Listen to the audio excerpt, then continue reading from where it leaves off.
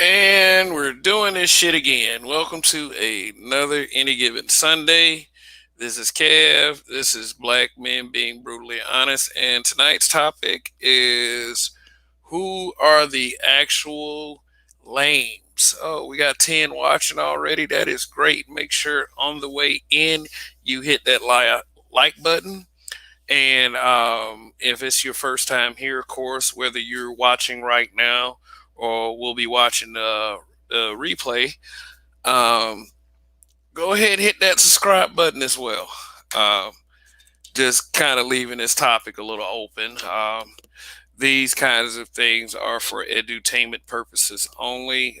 You may learn something, you may be entertained by it. Whatever you choose or however you choose to take it. I seriously don't want anyone taking anything to heart what is said. You can always offer a rebuttal in the chat, and I am very interactive with the chat. And just to show you how interactive I am, just watch the intro, and people who are here during the intro that makes the comments, I'll go ahead and highlight them. Phil Brad, hurry up and buy Shaka Nulu. I'm listening, and Mister. I came here to chew. I came here to kick ass and chew burble gum, and I'm all out of burble gum.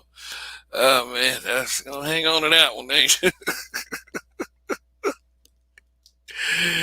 Yeah. So just like listening to a lot of these YouTubers, you obviously a bunch of them came from violence, and maybe it's because of certain background issues that a lot of these men and females, we have to include the females as well, because when it comes to accountability narratives, we have this thing either both are responsible or just the men are responsible. And don't act like I'm lying.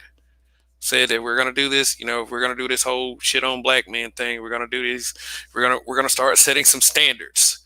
Uh, that's what we're gonna do. So anyway, just a reminder. I just don't. I kind of lost. I ain't gonna lie. I just forgot what I just said. But just if you're gonna, oh, people come from violence. Of course they do. If you're gonna sit there and call people lames, maybe I don't know. I'm a straight up guy. I'm gonna avoid calling names for right now in this particular point in the program, because, of course, you don't want anyone to be promoted that you don't like, or you just don't and you want to promote yourself. Uh, but anyway, Raven Knight, talk some shit, Kev. Don't be a lame. Yeah. Yes, a lot of people would be lame. Like, a lot of people would think it was lame to use a purple baby as an avatar. But, I'm a daring guy. I live on the edge. Yeah. So who are these lames? I mean, for all these hardened motherfuckers that love to, so-called hardened motherfuckers that love to try to call someone a lame, you would think they would say names. You would think, like I said, you would think that they would have the courage enough to say who they had a problem with. Now, for the ones that were beefing that I observed today in these YouTube streets, I would say for those guys, at least they have the nerve and have the balls, the cojones to say names, to say who they have a direct problem with. Uh, I could bring myself to admire something like that. Sister George, long live the habitual line steppers. My habitual line stepper sister right there. Also, there were some good broadcasts that went on without, so much tension, and with a lot of, viewership, such as the breakdown, a woman's perspective. They had a pretty good show today, and so did the Roger Report. Check those two out. They are on the move and have been for quite some time. Um, but yeah, I would like to know what's lame outside of uh, things such as guys talking about relationships. It's funny to me that a lot of you berate a lot of content creators, male content creators, for talking about relationships, and y'all be on the female channels while they're talking about the relationships. Just some bizarre shit. I mean, not cutting anybody low for viewership purposes, or what, not trying to come off like I'm worried about what someone else does on their channel. It just kind of seems funny to me that you'll shit on one demographic and then just willy and nilly and do the same thing somewhere else. Seems sort of hypocritical. But my the word lame. Let's talk about that for a second. The word lame is pretty subjective. I would say, uh, meaning that people may think that different shit is lame. You know what I'm saying? My lame may not necessarily be your lame, or the next person's lame, or the next person's lame. Like, let's say a guy who watches MMA uh, walks into a room full of wrestling fans. The MMA guy is going to think um, that the wrestling, since it's predetermined, all this fake shit right here, and the wrestling fans are going to look at the MMA fan like, man, please shut the fuck up. You know what I'm saying? The 1 second fights that y'all pay $49.99 to see. Like, there's points of view on both sides. That's is, like I said, my lane may not be your lane. Your lane isn't not better. It's not better than my lane, or worse, or whatever. Like, how we vote in politics. Like, when they was playing who's racist is better, Trump or Biden. I thought that was pretty lame to even have that discussion. But, people are in this lesser two evils crap, which I also think is lame. But a lot of people who vote that way think it's necessary. And they think the way I think is lame, like I'm not thinking about the greater good. Yeah. There's different lames. Like, but I'll talk about the lame, or what I think is lame, because over here on this platform, it's supposedly all about me. It's not all about me. It's mostly about me. I'll say that much. Hopefully, people watching, you guys do understand. Yeah, Raven Knight. No, I don't talk about. I'm a wrestling fan. I've been a wrestling fan ever since I was like 2.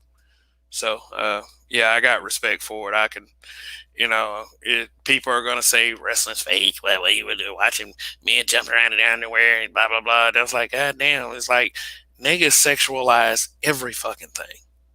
That's the kind of shit that I be on. I mean, I'm not insecure in my sexuality. So why are other people who try to call me lame for watching wrestling and trying to introduce those ideas to me?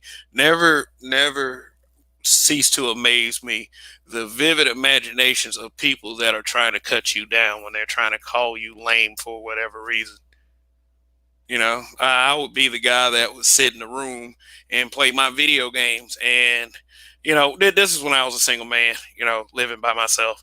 Then I had some partners come through, and then I'll be with one or two guys. Man, I ain't play any video game, man.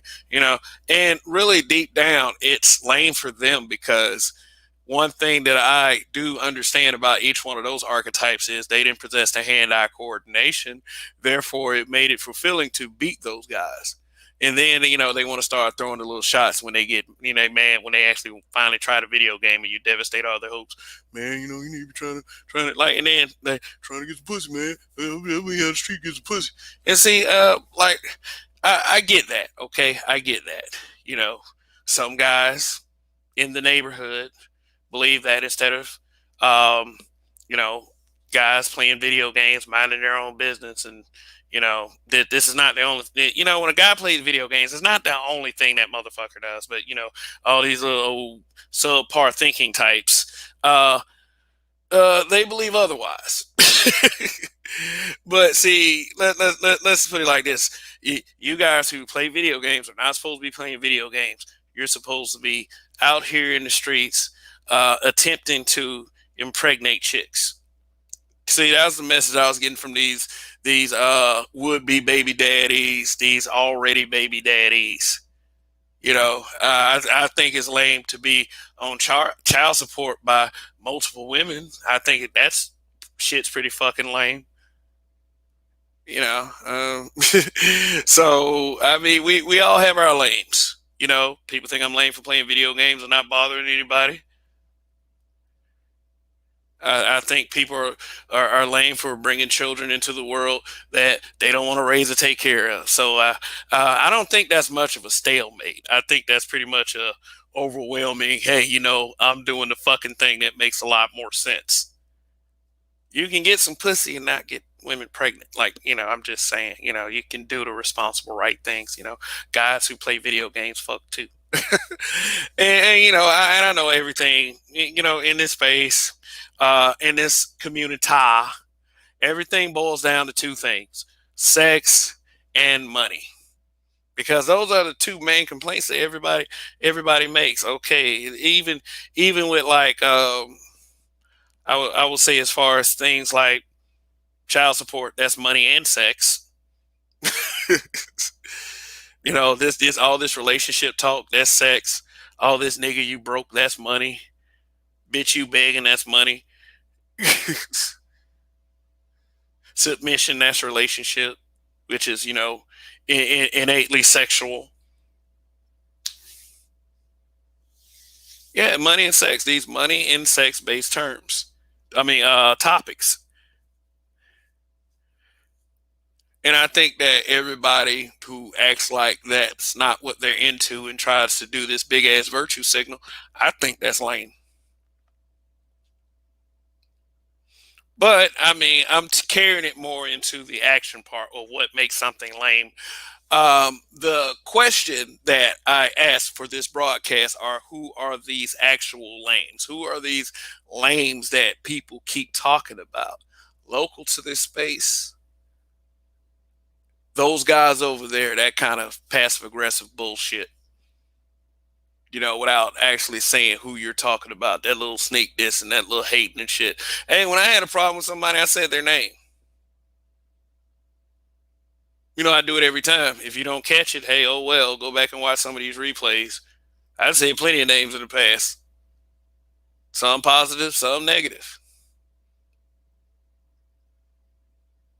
Whatever set. If I have a problem with B1, I will say I have a problem with B1 and tell you directly what I have a fucking problem with. It ain't going to be those guys over there in that space. It's going to be whoever the fuck I feel like addressing.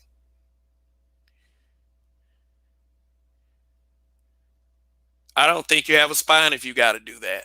Or if you say manosphere, those weirdos. Because, I look at that weird list, and what weirdo are you talking about? And you got to be careful who name you say, because they'll address the fuck out of you. I'm not trying to pit anyone against anyone else. I just want to know who the actual lames are. I gave a couple of archetypes of who I think is lame. I mean, if you playing street, but really you a simp pussy, that's the kind of shit that I'm talking about. Guys who try to project like, they're not the ones that are lame.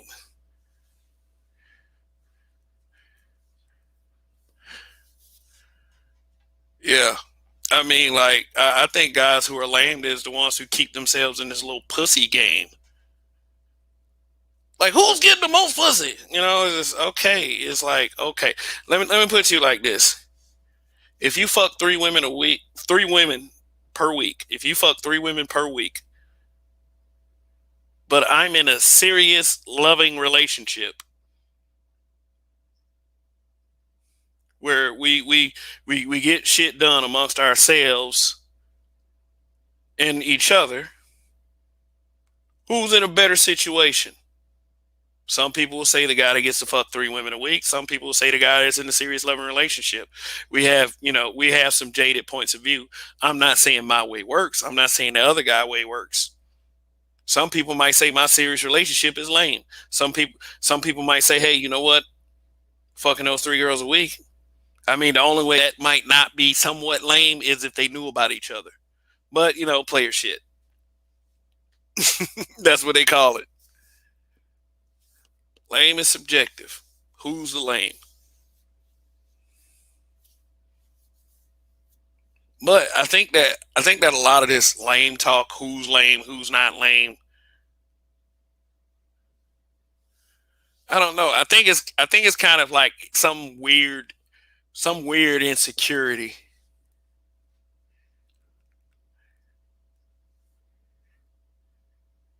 I mean, hey, if the space is problematic, why don't you address who you think is problematic and tell them how they can do better? I would. I mean, I'm not a big content creator, you know. You know what I'm saying? I don't have thousands of people watching, you know. I don't have that kind of reach. So I'm trying to reach who I can right now. Not saying that anyone that's like that should do that. But instead of like insulting and, saying that niggas is whack and lame, why don't you just offer a few suggestions? I understand that a lot of people want to get paid for, offering up suggestions, but hey, you know what? You want to be problematic for free.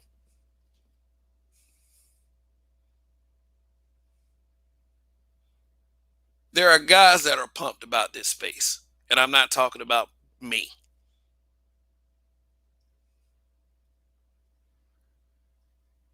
That do not have that as big a level of enthusiasm about it as they could,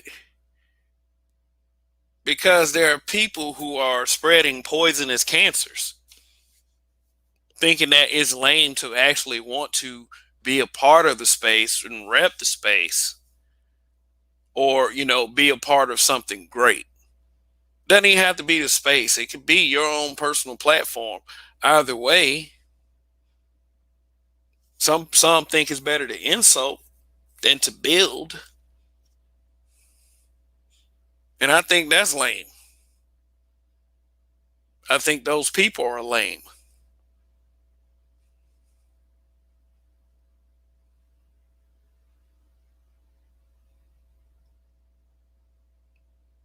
My solution for all this little tension breaking and just flat out not going completely fucking Darwin is to just be straight up, address the person straight up, and don't be what you complain about. Don't be immature. See if you can get through a conversation without an insult. Imagine that. All these bolsterous, loud, cussing ass niggas that's in this space. Challenge them motherfuckers to get through a conversation without insulting someone. Being more level headed. I mean, you can use curse words. I mean, as long as you're not really calling anybody any names. Bitch, motherfucker, ass wipe. You know, try to do that. Some of y'all love drama. Hell, I get kind of sucked into it as well. I mean, I'll make comments and motherfuckers be like, "Yeah, what the fuck?" Yeah, I get drawn in, and I can admit to an imperfection. Not many of us can, and still hold your head high and breathe the free air.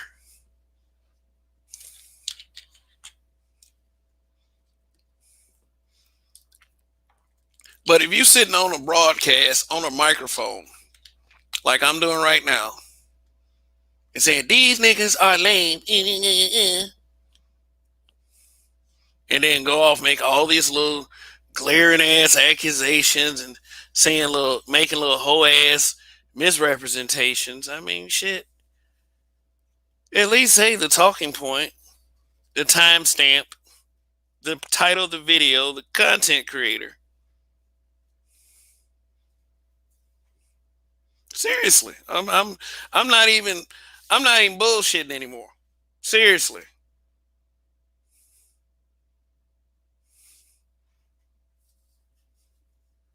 alleviate any confusion because you're painting like the space with a big brush, and not everybody's on the same page. Not everybody thinks the same. I would say somebody like Rogish the Buildmonger thinks radically different than Sub Zero 3639. So when you paint the space with that kind of brush and you insult two men, that the two examples that I just threw out there, who think totally different spectrums. They're both black men, but and that's the cool part. Everybody doesn't have to think the same. You insult them the same way. You don't insult people the same way. I figured that out a while back. I know that sounds pretty fucked up.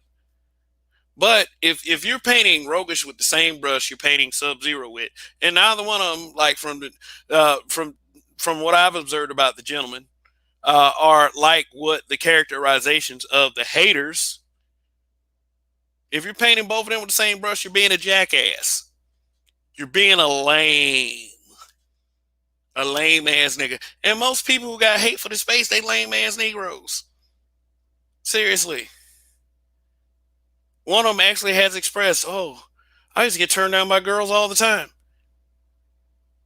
This is who people literally, the archetype like that is literally a lame.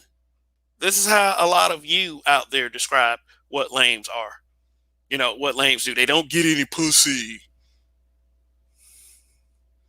And the dude is a Black Manosphere hater, not a Black Manosphere member on or recognized off the list that hasn't gotten to the list yet. Or whatever y'all trying to do. I heard about the guy that bought the trademark to the name. But all these mischaracterizations without, that shit's lame. Lame as fuck. You can't paint me with the same brush that you paint Soul Provider. That's not fair to Soul Provider. Life ain't fair, but still, there's some shit that you can do to avoid the nonsense. And like a lot of us don't. A lot of us just say, hey, you know what? Fuck you. Hey, it's trendy. It's getting people clicks.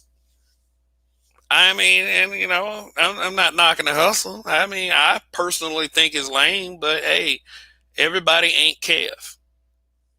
Kev ain't everybody.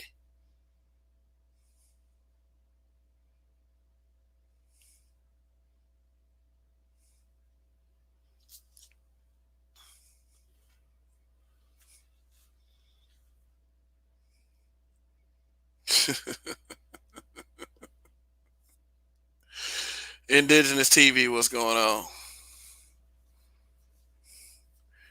Yeah, and I mean, if you got to do videos constantly shitting on the Black Manosphere, I mean, you have made that shit deeply personal. I feel like that. I feel like that you just created a boogeyman. You've created a boogeyman that does not exist. Who is this big awful manosphere that you guys keep talking about? I didn't know a fucking thing about young Pharaoh. Like, I gotta admit, I've been in the space for a certain amount of time, and I still don't know everybody. But every little name they throw up that fuck up, that's a black man, all of a sudden it's manosphere. I heard young Pharaoh was kind of giving kudos, um,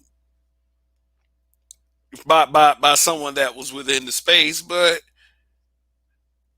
I mean, and then they say his old lady reported that he was hitting her, which like I said, you can say that we don't protect the sisters. Anything they say, we will outright believe. And I have no reason to defend this young Pharaoh. I don't know who the fuck he is for real. I think I do understand that he's ashamed of his blackness. So that's something. Say you can't paint me with the same brush that you paint that guy if he's ashamed of his blackness like that. I'm not ashamed of being black. spaces and such that are local to this space try to make all of us ashamed of being black, all of us ashamed of being black men. Yeah, it's the motherfucking truth. I use harsh language on this program, by the way. If you don't like cursing, it's not for you here.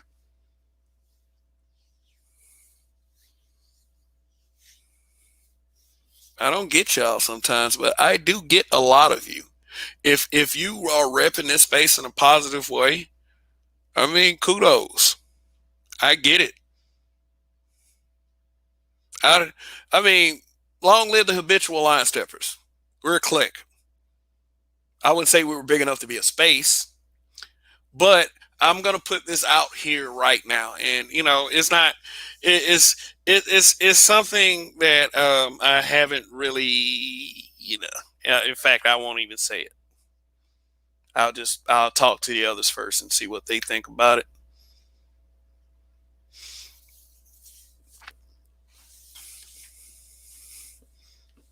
But I mean, it's just like this. I know I always try to say, "Oh man, oh, there's always these motherfucking haters and all this other shit and everything." But there are people that love this space. I mean, it is entertainment on a day to day basis because of all of the creators.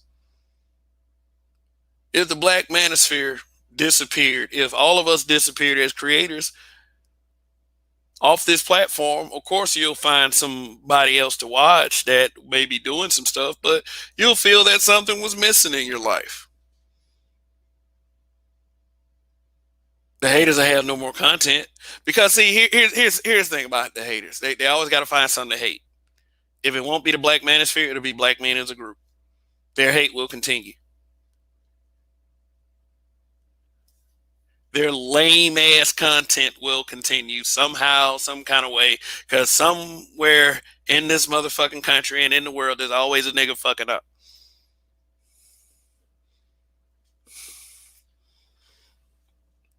Jonathan Morgan, thank you for the super chat. Really appreciate it. Salute.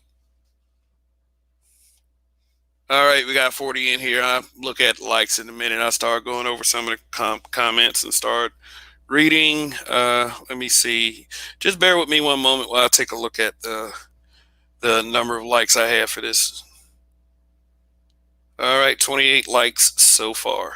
All right, and I have 41 watching. So there are people who are watching that have not pressed like. So go ahead and hit that like button. It's the freest thing that you can do. Also, Super Chat active and Cash App active as well. Let me see if it's scrolling across the bottom of the screen. Any given Sunday, who are the actual lanes? Like, share the video, subscribe, Cash App, uh, BMBBH for life, fair use, harsh language. Yes, that's what we're doing here. Yeah. So anyway, I'll be opening up the panel in just one moment. Just make sure that I've covered all the basics. Like I said, this is pretty much an open conversation, but when I say open conversation here, open conversation towards the topic. All right. If there are any women that would like to join the panel, I will make sure that when you're on that my panel, that people are courteous toward you, as I want people to treat people as if I treat them when they are on my panel. I understand that some people have their own minds, and some of us, some of us want to handle things mono and such. And I usually stay out the way. But my policy is I don't want anyone. If anyone makes this channel look bad, it's going to be me. It's not going to be anyone else. So take that the way you want to take that. If you someone that hops on panels over here, or any of the habitual line steppers who are fully grown people that can speak for themselves, by the way. Okay. All right, Mr. Imp, I see you down there. What's going on? Village Arsonist TV. Salute. Who are the actual lames? Who would you qualify as a lame?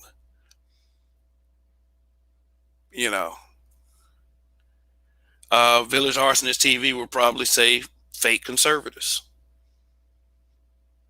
But that's more of his area. So go and check out his content. Village Arsonist TV. If you want to drop your link, go right ahead. Um, yeah, but my area is just to this basically just give perspective. That's what it is. That's my area is give perspective. Try to bring a level head to the conversation, and not to and not to you know say that I'm a know-it-all. I could stand to learn from any of you. I mean, I think that we should be all humble enough to admit that. Um, but he says niggas that sag with their asses out, those are lames. Oh yeah, definitely. I don't want to see your fucking underwear. I don't. I go into. I actually have to be careful with the kind of pants that I wear now because I bought a couple pair of pants and it seems like they're actually made to fall off your ass. Unless those are just body issues with me, but I mean, maybe I'm crazy, maybe I'm not, but it's like, dude, it's like some I do have a hard time just actually keeping up just by simply wearing them. I mean, they trying to, that's when I bring out the tinfoil hat. Oh, population control and all this bullshit. uh, when I say these women with kids in nasty homes and roaches, yeah, that's pretty whack. To have your kids in a condition like that. Now, I grew up in the '80s, and I had that condition for a little while. I'm very desensitized to bugs being around, but the woman I married, oh, she is terrified. So yeah, we keep it sprayed around here. But yeah, these old those backseat boogie babies that these girls be making, and then like have the walls with the piss colored stains on it. Yeah, that's I said something about that in one of my videos about giving your child the best environment that you possibly can give the child, and you cannot blame anyone but yourself if you do things and you are privy to the knowledge of being at your fingertips with a smartphone. I mean, back in the day when less girls were getting pregnant, they didn't even have that much knowledge like that. They just kind of knew of the consequences. And since our government has provided so many ways for you to fucking survive when you fuck up like that, then now you got an explosion of these motherfuckers. With baby's kids running around here with the dirty t-shirts and no fucking direction until they run into old Pookie Johnson down the street. That is the negative mentor to all the boys, having them selling that stuff on the street. And then just for one day, just for the kid to, if it was a boy, either end up in prison or dead, or if it was a girl, baby in her belly at 15 sometimes, which is tragic, just to start the cycle over and over again. And yes, that is pretty fucking lame right there. That is pretty fucking lame. Um, when I first laid eyes on my kid, who by the way starts first grade tomorrow, and it's just like, wow, I'm just like going through it. It's like shit. I'll just hold her, man. She was barely the size of both my hands when I was holding her, and now she going to first grade. Like, damn. I knew it's like I didn't want her to grow up in roaches and grow up with niggas cutting up and shit. You know what I'm saying? That's not the that's not the way that you should be raising your child. Period. And for a lot of us in this space to have a problem with that should be very understandable. Period. Especially if you're a parent that's doing it right. But we do all this gaslighting and all this making up these pocket realities and moving the goalpost, and we don't seem to want to get to the bottom of the problem. Shit, I'm tired of. I mean, I'm telling you, you want more Rockdale counties happening. You know what I'm saying? Rockdale County, basically, three boys tried to break into a home, shooting at the family. Dad fired back. Seemed that the dad had a bunch of aim, like he had great aim, and popped all three of them. I mean, a few days later, they print up posts with these guys with angels' wings on them after they tried to rob and kill a family. We try to create less of those situations over here in the black manosphere. Because who was that guy? Rude Demp, I think his name was. He said some stupid shit on the breakdown. You know, if he ever wants to address what I said, hey, you know what? We're all in these YouTube streets. It ain't no problem. I ain't gonna saying that. Oh, the reason why they keep saying about these single moms and these boys, they keep talking this shit because they're afraid that these boys gonna kill them. No, a lot of us. No, that here's my rebuttal to that. A lot of us are afraid that we're gonna kill them. There's too many black men killing other black men anyway, and according to motherfuckers who like the virtue signal and say all this bullshit like they actually care. So why would we want to create more? I will kill a motherfucker to protect mine though. Any way I can. Don't be stupid. So you owe so when you are born into this world, you owe everyone the courtesy of leaving them the fuck alone and letting them live their out of their existence. Ain't nobody got to be afraid of them little punks. Just raise them right. That's all you gotta do. Raise them right. Raise them right. But yeah, you mad at a group of men for saying that shit. That's lame as fuck.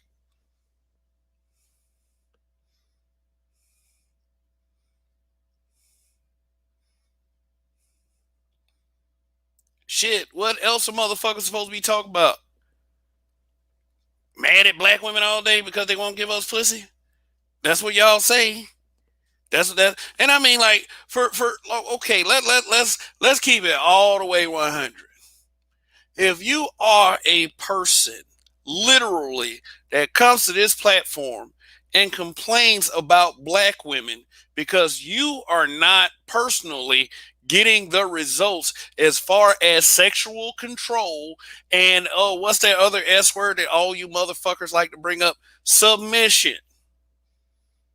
If you are constantly complaining about that from a personal standpoint, not a societal standpoint, not a exposing the bullshit point. If you're speaking like, oh man, all they like to do is fuck Pookie, blah, blah, blah. Guess what you're saying? They're not fucking you.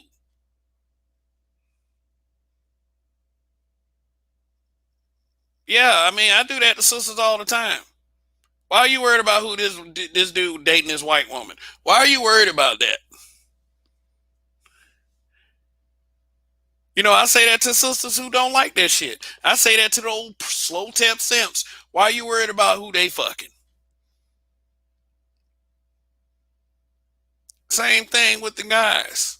If you are on here solely to get mad at who these sisters are fucking, I mean solely. Man, like you don't talk about shit else. Now it's different to talk about the effects from a community standpoint, from a societal standpoint, the effects and how we what we can do to solve these problems. That's cool. But if you ain't on here like, man, these are always fucking Pookie, man. God damn.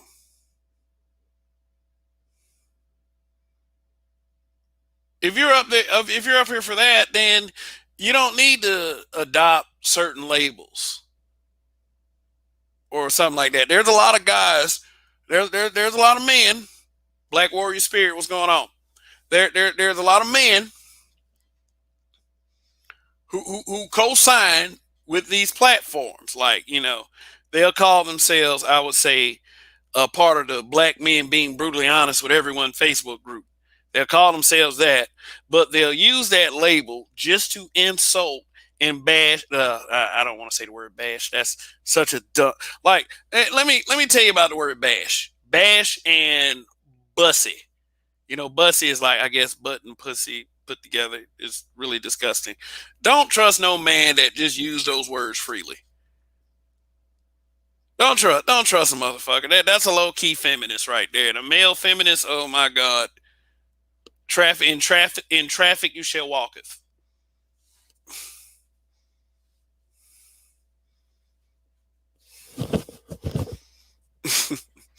Let me look at some of these comments because see, I forgot my point again, and I'm gonna call myself out every time because I need to do better. Read Jonathan Morgan. The issue comes out of confusion, in my opinion. Young black boys not understanding that women are just designed to pre-produce life, not necessarily quality life. The result of no manhood training. Yeah, I mean, whenever I hear someone say that the father should be there, I want to know who this guy is. I think that's all. That's a question. I think that's a question that all of us should be asking. Who is that guy?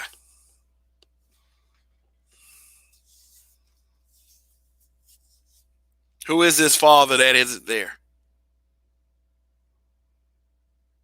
Oh, okay. I was talking about being up here just to be shitty toward black women. That you should not carry certain labels. Like being brutally honest does not, and this is, I'll explain my actual uh, intention was is not being brutally honest with everyone doesn't mean that you solely focus on one group.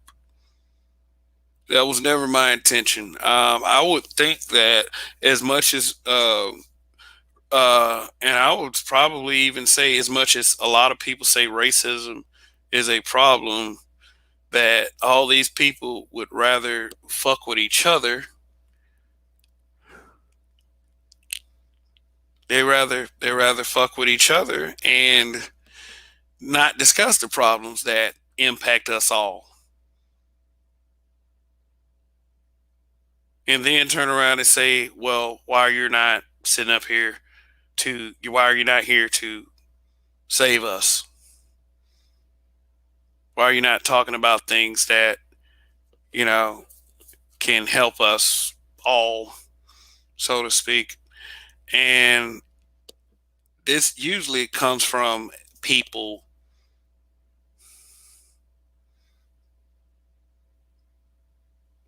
This usually comes from people who keep the bullshit up, who are counterproductive.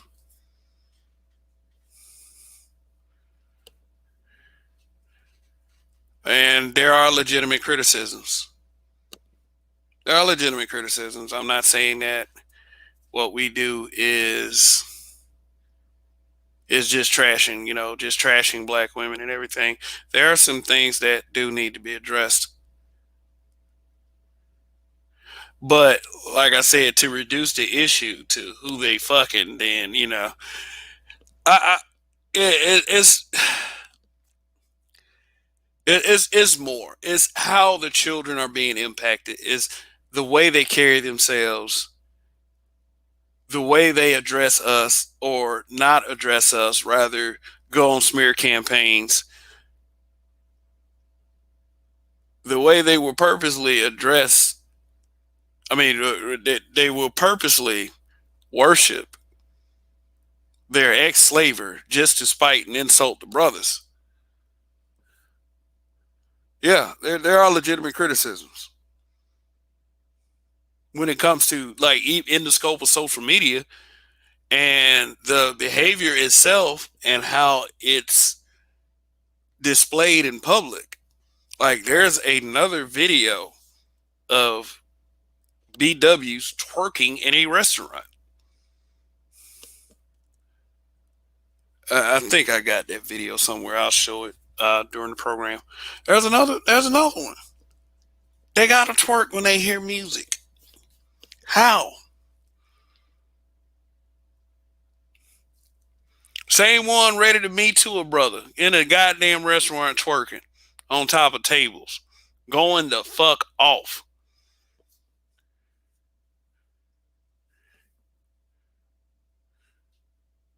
going the fuck off. And when a brother says something about it, you hate black women. Now, granted, there were white women that recorded it. I don't give a fuck what the bitches say about black women at all. If they're telling the truth, they're telling the truth. And that does have to be pointed out no matter where it comes from. I mean, everybody's so nonchalant in bringing white dudes over here to shit on brothers. I would say all's fair. It'll still look fucked up if a brother does it. I'll be the first one to admit that. I don't want anyone bringing anyone from another group over here to shit on black folks. I don't.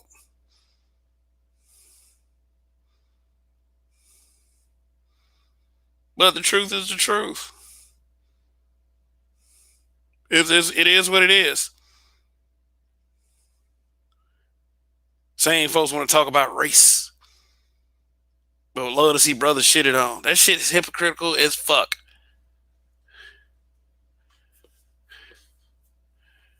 Savant 88. Do we really want to improve the black community, or is it just something that sounds good? It's just something that sounds good.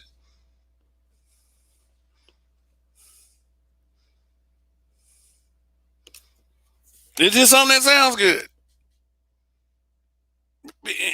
You know why? You know why? Because we ignore the solution. We always do. We ignore the solutions because we don't like the way the solutions sound. They was talking about your boy again. And y'all know who your boy is. Well, he just does it in a harsh tone. And I've said it once and I will say it again. There is no correct way to say these things. It just isn't, and I am not going to search for a correct way to say any of it. Oh, my feelings. Oh, my feelings. Yeah, Shaka Nulu, it just sounds good at this point. Do we want, people don't want this damn community, man. They don't want it.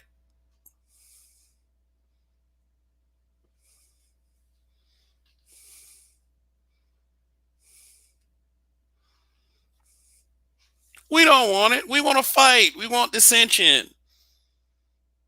And that's kind of lame.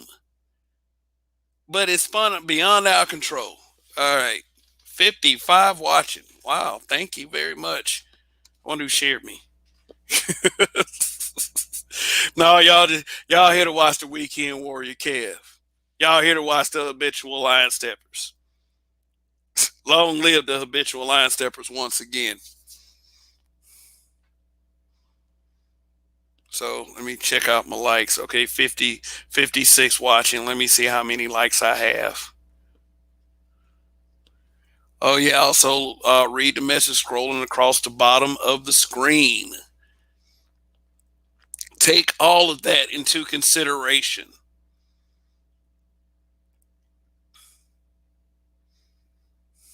Take all of that into consideration.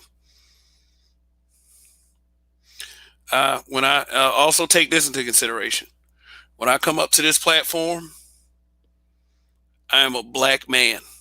I am a black father. I'm all of that. So that's how I speak. That's how I speak. 50 likes. Yes. 50 likes. Wow.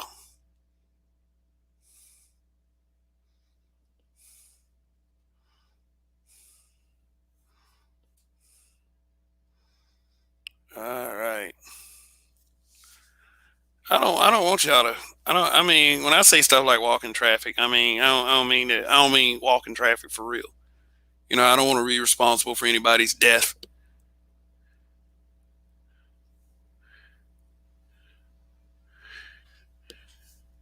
You know, somebody be like, "Oh my God, he's telling people to watch the traffic. He wants people to die.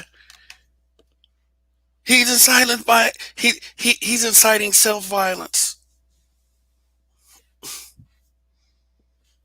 Let me open up this. Let me open up this panel. I got 50 likes. Go ahead. 56 watching.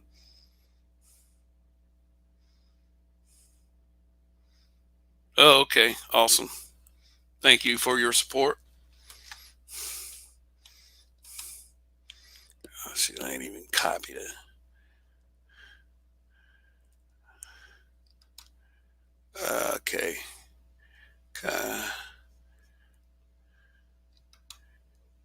D-Rock Den, what's going on?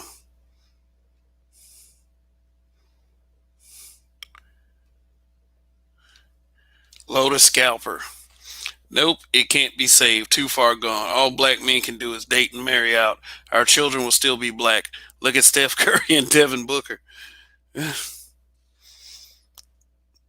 People try to debate that, but it's always gonna boil down to who the man of the house is. If the man of the house is black, it's gonna gravitate more toward black. If the man of the house is white, it's gonna gravitate more toward white. It is what it is. The man, the senior racial understanding in a household will always belong to the man. I mean, look at all these black women getting with these proud boys and all these old racist white boys. Despite the fact they say, hey, you know what? It says that they always told us fuck you in history.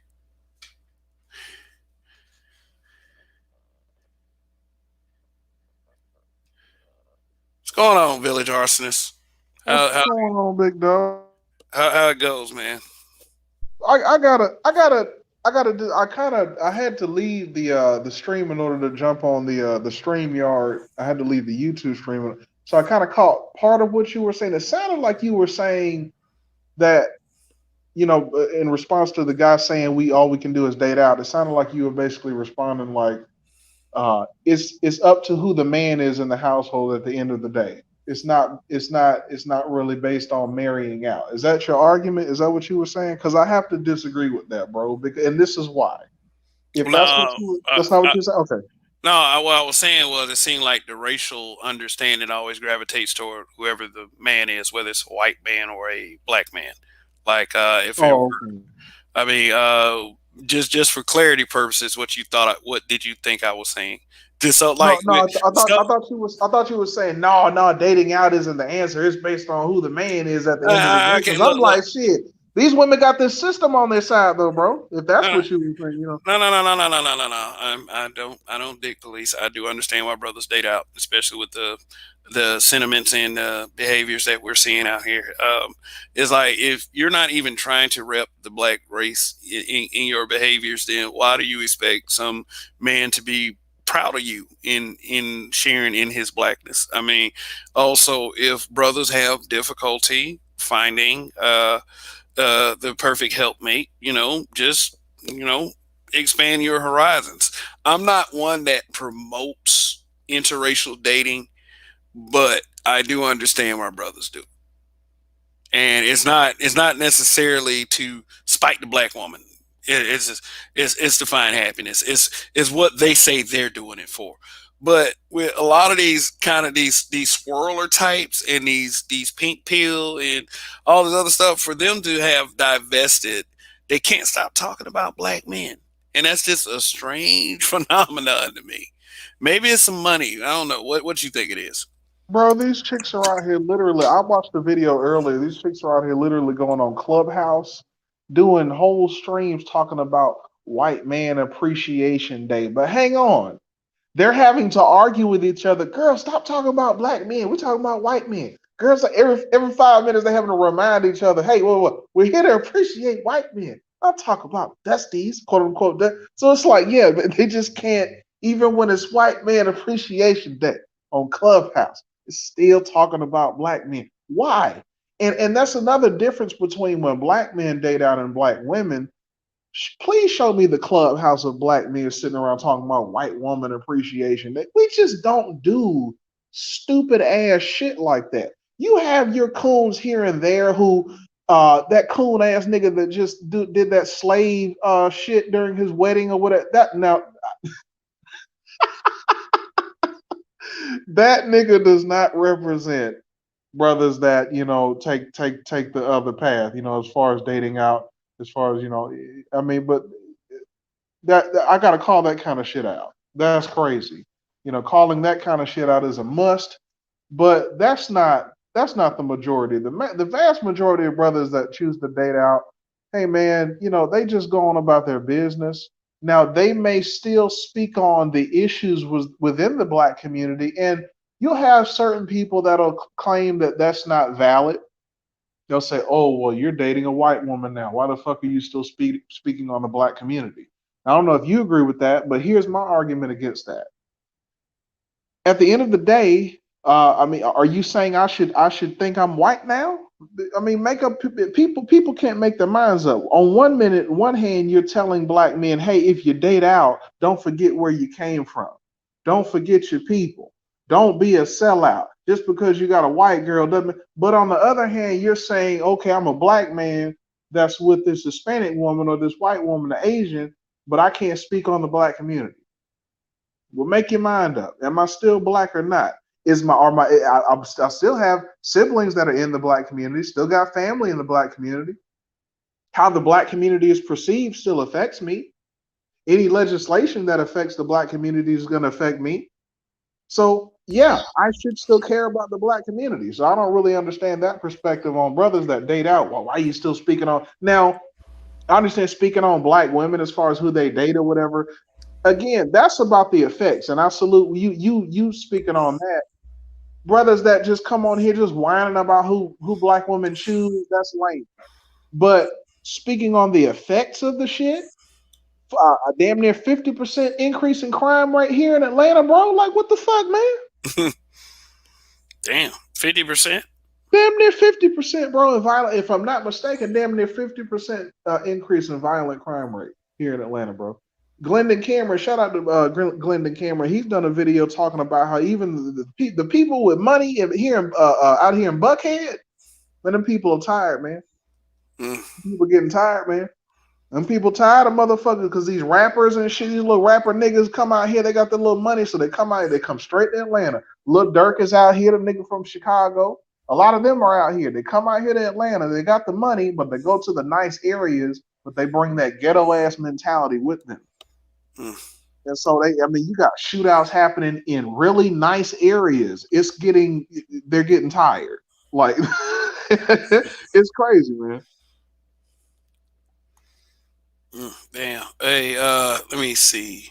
Connie Chum Black says not true into whatever she, I guess, responded to whatever we were saying.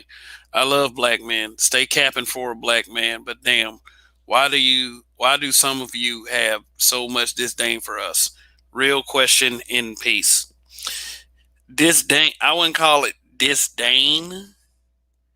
I would call it, I mean, some do, but you'll have to ask those guys. I don't sit up here and just do what you would say, bash, bash, bash black women. That's not the meat of my content. I would say, from what I observed, a lot of men have had bad experiences, and besides what what you say for us to do in the normal shaming tactic that we see quite often, to go get some therapy or whatever, and some do need some therapy. I wouldn't even totally dismiss that, but some of us are just tired of the bullshit. Some of us tired of the bullshit that we see, and for the brothers that try to help, or like even financially, some of the like brothers like Robert Smith, the complaint seems to always be, every time brothers date and marry out, that um that all of his money is going to go to another community. Like I said, every issue that seems to be discussed in this space seems to be involved with money or sex. Um, but what he did for that class of students was he gave money, he fed money directly into the community. That way, when they started becoming successful, they can use their money for, to build upon their own generational wealth. But we didn't see it that way. We saw who he was married to. And it seems like every time something gets in the court of public opinion, it involves the women. The women have had, I mean, it seems to us that every time you girls are given a platform since the motherfucking early 70s, it just is outright to trash black men. Now, the issues that we're having with you, is, I don't even know why that question would be asked, because we explain this shit over and over and over again. And also, One thing that I never understood myself was is like, why are we always getting asked those questions? I don't see a gang of people always going to these other channels and asking these same questions to these girls that tell black girls to abort black babies, especially if they're males, or talk, uh, spiting black men with disrespect by using what happened to George Floyd. We're not around here talking about, I wish these motherfuckers would Sandra Bland y'all asses. We ain't saying none of that shit.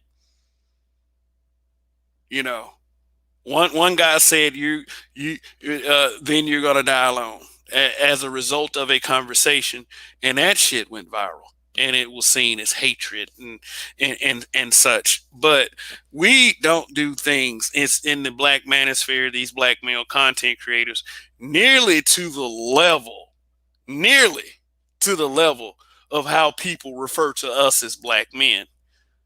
So disdain, hell no, it ain't disdain. I have to say, Connie, with all due respect to Kevin, I have to say it's disdain. And here's why. And I speak for myself, of course, and I speak for brothers like myself. I salute Kev, but a lot of it, for a lot of us, it is a certain level of disdain, Connie, because for one, we're just tired of losing. We're tired of our people. We're tired of getting news like what's going on in Baltimore. What's going on? I think it's 20% of the kids out there graduating with sufficient scores as far as reading, math. I mean, it's bad, and that's not the only area dealing with that. We just can't get black women, it seems like, to take some fucking accountability, take some responsibility for what the fuck is going on. And here's what's really infuriating: you then want to turn around and make fun of the dysfunction. Shout out to your Cynthia G's and shit. Wait a minute. So y'all chose for, when I say y'all, I mean black women. Listen, I am not trying to blame black women for all of the problems. That's not what this is about. Have black men made lots of mistakes? Absolutely. Absolutely. This is not about it's all y'all's fault. No. But we cannot get black women to come to the table and take accountability. Every single time it's time to talk about how you all have failed, you instantly want to flip it to us. You black women have had decades to talk about what your problems with black men. Come on, Kev, you know about that. The talk shows in the 90s and all that shit, all the songs and shit, all the Oh, books and shit, I watched a movies. large port. I watched a lot of that. I Yeah, did. yeah. I mean, I got my ideas about feminism and how it had affected our community early on, like when I was like 10 and 11, just by watching those talk shows. Yeah, it's not about hate, man. It's not. It's but at the same time, like it's about, okay. You got your problems with us.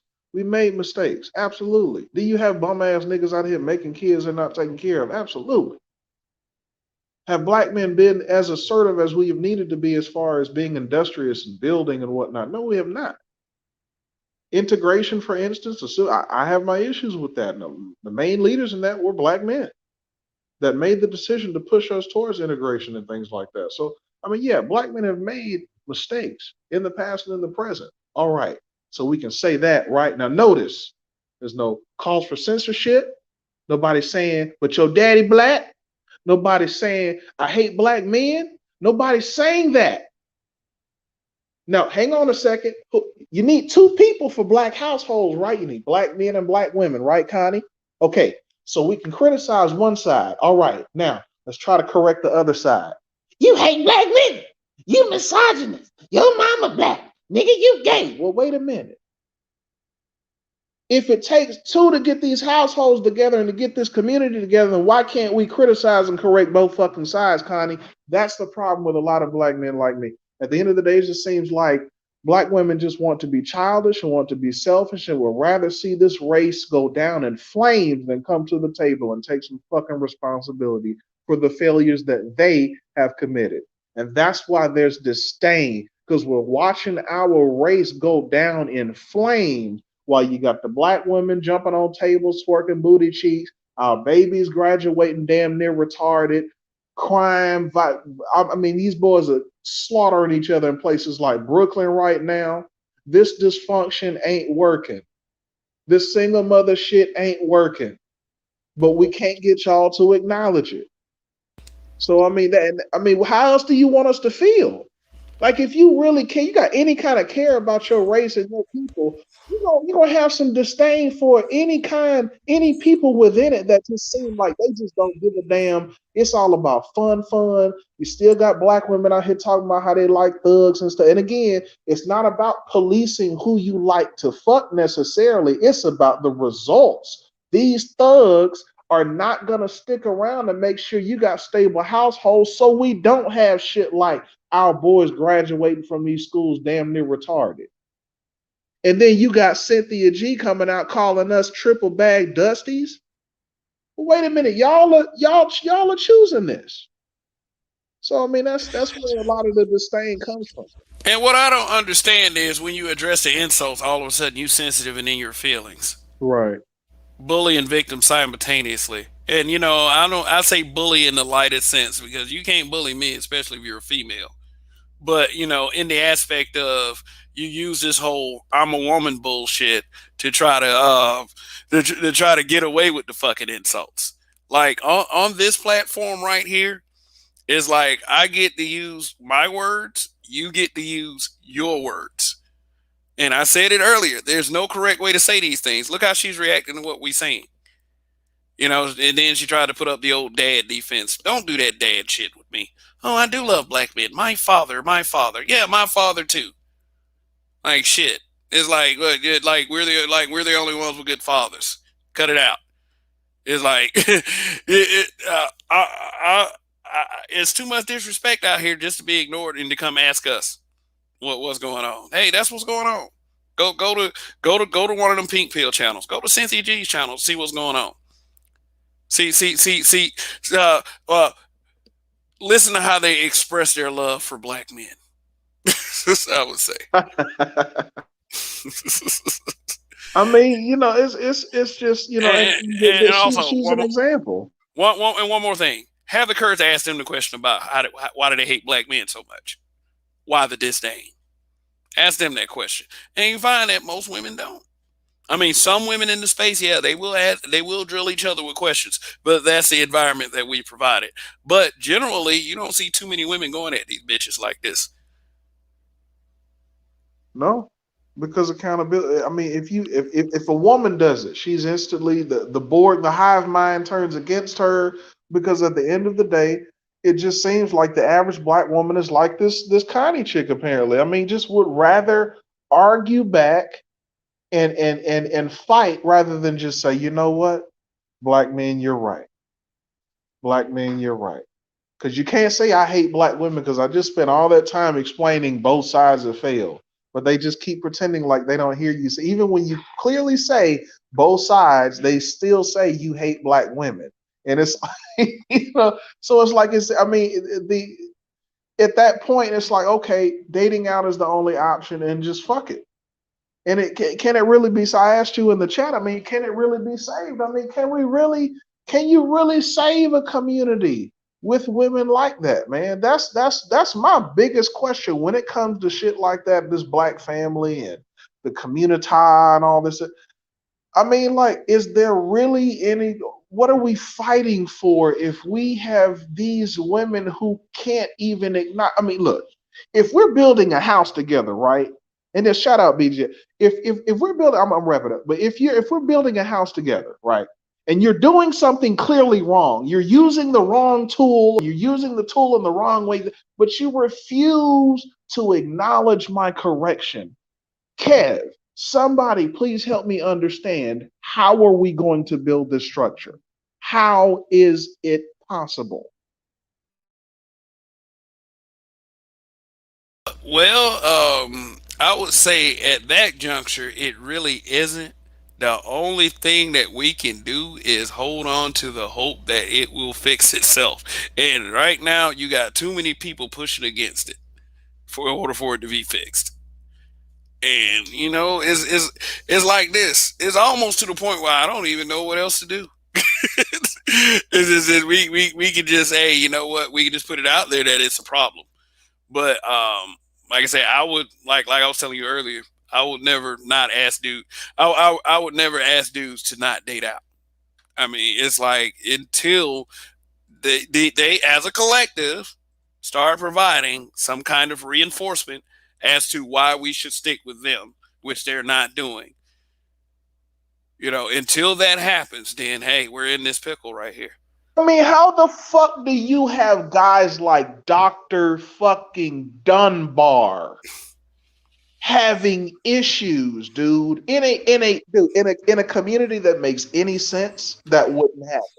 Dr. Dunbar would not have issues in an Asian, Hispanic, Indian community, any other fucking community. That dude would be just straight. But in this warped fucking community, I mean, he's just not appreciated, and it's crazy.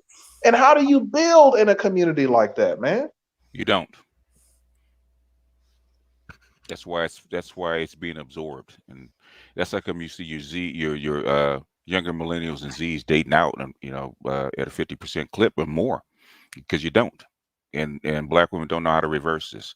I used to think were doing it on purpose, and until I started really looking into it, and then figured out after 12 generations of training in a certain way, they can't reverse it. They don't know how. That's how come they lining up at Kevin Samuel's door trying to figure it out, and they That's a can't. damn that's a damn shame. You can't learn how to be cooperative and nice and fit. Well, Even when they try. racism make us fat. Get the fuck out of That's and that's the problem, because the Jesus always said the fish stinketh from the head, right? The one thing about talking to a whole bunch of the people on the what I call the other side of the academic wall, man, you find out exactly how toxic these females are on the other side of the wall, man, and they're the ones that's feeding the rest of these chicks this garbage. here. It's part of that jealousy because that Uh, sounds like some jealousy because it's not jealousy. It's doctrine. it's doctrine, and it's something that's always been there, and that's how come people say, why you keep going back to slavery, because that's when the pattern started, right? If you go back, Hmm. because I kept going further and further and further back to see, okay, exactly when did this ideology start, right? You keep going back, and it started in the slave cabin, with the when the black woman put over the head of the family, because she's the one having the children, and she was the most valuable because she was producing the children. If she produced the children, she trained the children to be sold off, and that and that and that pattern never got fixed. It never got fixed. It's still here with us today. So what's going on right now in 2021 is the same thing went on in 1821 or 1750. The exact same thing. It's the exact same pattern. What Sir, Sir Jordan Truth didn't want black men to get the vote, because she was afraid that they would start acting like white men. If you put it, if the white, if black men got were put in a masculine frame, had masculine rights, then according to black women, they would oppress black women the same way that white men do. And then Nobody. here and behold, I was reading. In fact, I'm going to do this tonight. I'm actually going to. I was actually reading an article, uh, uh, uh, uh, uh, an academic article by a college professor, a law professor at the University of Cincinnati, and she was actually going why they actually protested single sex schools for black boys, even though it's going to correct the problems.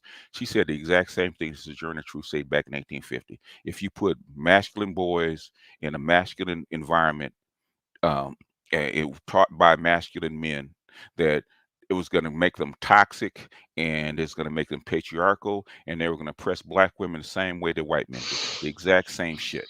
So in other Oh words, people boy. say, why they keep going back to slavery, because it's the exact same stuff that never got fixed. And And if you this don't is if you don't go back and see where it came from, then you don't understand why it's still here. It never and changed. and this is the reason Remember, why. remember when I played in 1968? I played that thing that by James Earl Jones. He's Yep. in 1968. He said exactly the same thing. Mm, Exactly the same thing that women held the rolling pin, held the power in this community. Exactly the same thing. But the thing is, the women want to jump back and deny it. Oh, we don't run nothing. It's patriarchy. No, that's sister girl, bullshit. it's bullshit.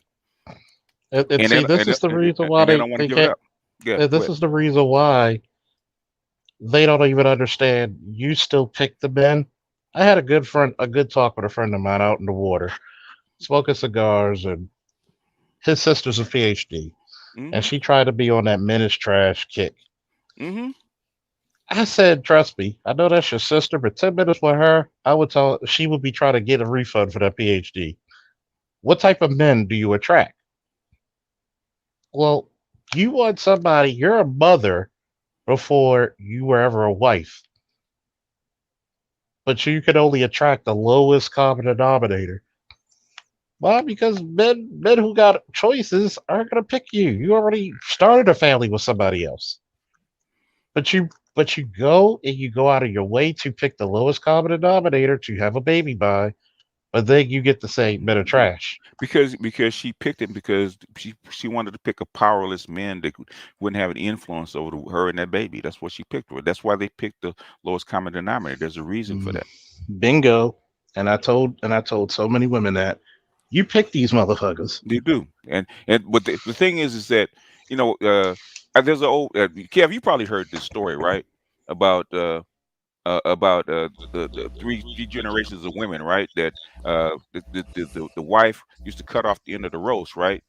And bake it, even and then she couldn't figure out how come her husband asked her, why do you cut off the end of the roast and throw it away? She said, "No, I don't know. I just learned it from my mother." Mm. So they asked, so he asked, call your mother up. So he called the mother up and said, put her on the phone. So it said, Mom, why do you cut off the end of the roast and throw the other way? She said, I don't know. I just learned it from my mother. So the mom called her grandmother, right? Called the late my wife called her grandmother, grandma. I do it. My mother does it, she said that you do it. Why do you guys cut off the end of the roast? She said because I only have a certain size pan that I roast the roast in, and it was too small to fit the whole roast in, so I always cut off the end of the roast until I could actually put it in the pan. They never knew why. The same thing with black women. They don't know why they do stuff. They just do it because their mother did it, their grandmother did it, and their great grandmother did it. And when now that they have to change because it's the critical point where they have to change, they can't because they don't know how. They've never been taught how. They only know one way to how to deal with black men. Okay, that's how come they act like Klingons toward us. And now the young boys, like I said, this disdain to what they call this argument is between Gen X and Boomers, right? The most of millennials and the Z's don't have this problem. They don't care. Whichever the best woman that treats me best, that's the one I'm going to pick. And black women do not know how to compete for their men. That's what Kevin's been saying. You're coming on here because now you need these men, and you have no clue how to compete for them. And time after time, they line up one after the other, talking their rhetoric because you can hear them. What man is going to pick you?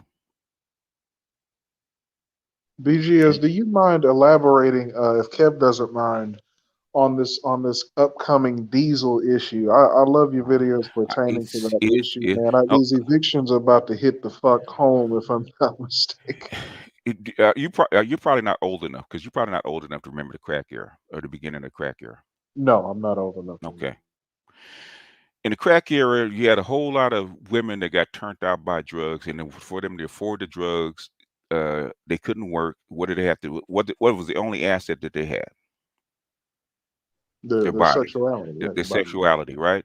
What happens when when you have a shrinking economy like you have in the United States? It's been shrinking for a very long time. Well, they've been patchworking it up, and COVID hits. Now they're automating. Okay, now when they go back, will there be jobs for them? Some will, some won't. What happens when a critical crisis where you have a whole bunch of women that you can no longer take care of and there's no jobs for them? They're going to get turned out, sometimes on the street. What is the only asset that they have? Yeah, but okay, Everybody but gets but do sold, you? Everybody. baby. Okay. I'm asking. I mean, do Okay. you really think America would let that happen? I mean, do you? Because Okay. I Yes. seem to Hold recall a on a second. video that you Hold on a made second. where Oh, I think even you questioned whether or not America would let it uh, get to a uh, certain point. okay, would you question it? But the thing is, okay, it's called action reaction, right? It's the law of physics. Okay, for every action there's a reaction, right? If there's action, we're gonna turn out a whole lot of chicks on the street. There's a reaction. What's the reaction? Charles can tell you in Baltimore. What do? They decriminalize prostitution. They're doing it in New York. They're trying to do it in California. They're trying to do it in Louisiana. They're trying to do it in all these states. They're trying to decriminalize prostitution. Now, I'm gonna ask you, why do you think they're doing that? Yeah, because like you said, they don't have jobs for them. In other But words, that's okay. That's uh, about. Isn't that about to be a problem for everybody because of automation? No. no, it's a problem for everybody. But guess what men can do on the on the street that women can't? Survive. Survive. See, let me break this down to you. No, hold on, say, Charles. I want him to think like a president. I want him to think like a leader. Okay, you cannot employ these people, right? They don't have jobs for them. Are you willing? Are you going to turn out all these women on the street without any kind of hope or without any kind of means of making money? I mean, I think I think it'll get bad, but I think it won't. It'll get to a certain point, and then they're gonna kick in with that UBI, like they're gonna have to do with a lot of other people, a lot of older people, a lot of these millennials and shit. A lot of people are gonna be jobless and fucked up because of automation. So That's true. I personally think a lot of these chicks are gonna get bailed out. I think it's Well, unfortunate. you think okay? So if they're planning on bailing them out, why are you decriminalizing prostitution? I mean, that's true. I feel you on that. But No, I no, don't. what I'm I saying. mean, if it gets to a certain, if it gets like Greece, I mean, what percentage of women are out there doing it right now? You see what I'm saying? Like, do you think it's gonna get? They're gonna let it get to It's a much less. ridiculous It's percentage? much less than 1%. But what happens when you turn out 20 million, turn out 10 million women on the street? What's going to happen? Mm, Where are they going to go? yeah, that's true. They're already out there. They're already walking out there. What I'm saying is, okay, I know you guys. It's hard for because we were raised black. We were raised in a Christian church, and we were raised that God is going to make a way somehow, right? That's what. Even though we don't might not even believe in the church, we're still raised that way. That somehow Big Daddy government and these white people that we think are gods are going to have this plan. Going to fix shit, right? Until they can't. Why do you think? The thing is, they know what's coming up. They're looking at the books. They're looking at what they can do. They've already spent $15 trillion in this economy. They see the automation because they see on their books. So if you were doing it and you knew that these chicks gonna be out there selling sex to actually survive, what would you do? You would do what? Decriminalize the act so that at least you wouldn't be putting them in jail. That's true. That makes sense. And it's most of these bodies like Congress, like the city governments are at like 80% women. It's not men that are putting this stuff out there. It's the women that are doing because they see what's coming on. So winter is coming. I mean, I didn't even play it. I showed I wanted to show a video of white women having sex with black men on the street in broad daylight. It's already Hmm. here. And Hell, Y'all, if white women are doing it with black men, guess what black women are doing already? they put a passing it big around one like up today. dodgeball. Am I, That's a good point. Kev, am I the one-eyed man in the land of the blind or what, man? Okay, sometimes I just get tired. Y'all seeing this shit. I told everybody knows that follow me. I told you this shit 2 years ago, Shit's and you getting didn't believe bad me then, and now you're looking at it. And you still don't believe it. Why? I'm asking why. Why don't you believe it? Is fat meat not greasy? because people are still hope. No, no, no, Because no. it's people are still hope. I'm saying I believe that the government is going to step in to prevent something that we possibly How? call societal breakdown. If How? you You got a already got societal ridiculous breakdown. number of women selling pussy in your society, that's you see what I'm saying. So I mean, I said at a certain point they would step in. I didn't Have say just right out the bat. do you not Uh, think that the Soviet Union? Do you think the Soviet Union wanted to collapse? Do you think they willingly say, you know what, we just gonna collapse the whole country? No, Okay. no, No. Do you think that Greece wanted to collapse? no. No one wants to collapse. No No, one can collapse. In other words, some things are what outside of your control. This is outside of their control. Yeah, here's the point that's that true. people don't get is that So you're saying, I mean, you're saying the diesel issue is just it's gonna just run its course. It's not gonna. It There's may or may literally nothing. it may or It's. may not. Okay, tell me what they're going to do. You look at the you go you study. You look at the budget. You tell me where they're going where they can they just dump Well, 15 trillion dollars. I'm asking. No, Okay, no, no, if we're asking where they're going to you, get that money but from, I'm asking where they're going to get the no, money no. from for You're all these pushing it. other people You're that are going pushing to the. get screwed over by automation. It's You see what I'm saying? who's the first person the white government's going to protect? Who's the first person they're going to protect? The rich. White women. You have white women But you selling just. themselves in the street. The rich, Oh, the rich aren't vulnerable like that. The rich don't matter. Rich are not vulnerable. Okay, who the first group of people they're going to protect is white kids and white women. How come white women are already selling their bodies in the street like that? I mean, And that's. if white women are selling their bodies in the street, do you think that they're going to protect black women instead? I mean, Nope. that's a good point. But white women have a long history of selling pussy in this country. I mean, that's you know what I'm saying. That's All not really right. you've had Okay. white women All right. down in the All right. dumps All for a right. long All right. time in this country. But I Okay. mean, All I right. see your point. I see. I'm No. just. Okay. I just.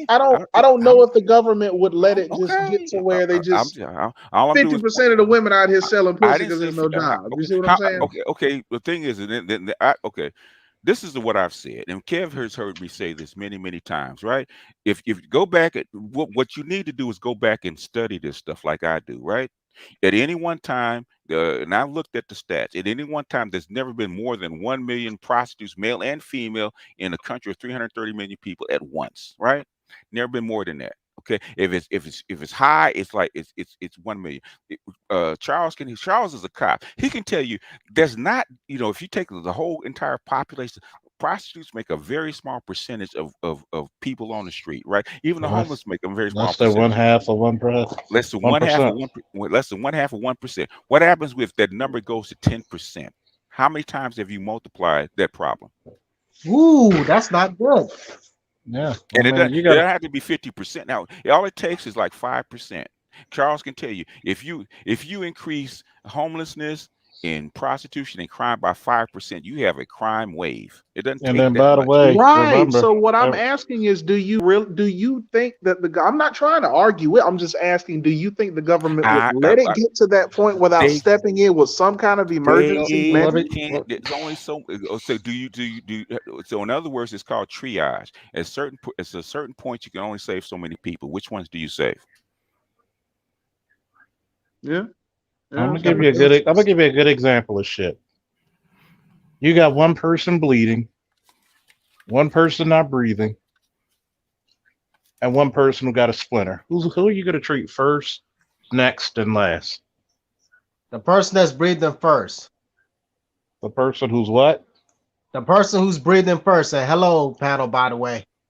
What's So the going on, person Mr. Amp? the What's going person on? Yeah. who's not, you treat the person who's not breathing because that's the more severe. Hmm. So you got to think about it. You got a bunch of people not working. You have people who about to get set out. Then on top of that, you still have COVID, and this shit got more variants than the Loki fucking episodes. And when you think about the government, does the government have a blank check anymore? Yeah, that's a good point. I see you. Okay, well, No hey, more safety net. The government, I'm the sorry, government, but they gotta go though. Like, the I hate to say stuff like that, but like all these people that's got all these kids, like they gotta go first because you actually go where? drain Huh? some of the What? Go where? economy. Go where? I don't know, to a different country. No, How the come hell on, you man. gonna Oh, get come, the? come, come on, man. Come on. Let's be Hey, Let man. me realistic. ask you Let's be something. Do you have realistic. children? Not at the moment, but the thing So no, is, no, no, like a no. lot of the Hold on, people hold been on, hold trying on, to hold get on, hold me on. to hook up with Hold women on, with children. hold on, hold on, hold on, hold on. Hook up Let's with talk who? What are you logically. talking about, man? Let's talk logically, okay? There's a lot Okay, of I'm good listening. brothers. There's a lot of good brothers like myself who has a child. Hell no, I'm not leaving my country of origin. So you can imagine, like, a lot of these ladies are not bad ladies. Not all of them. They could be down on their luck, just like a good man is down on their luck.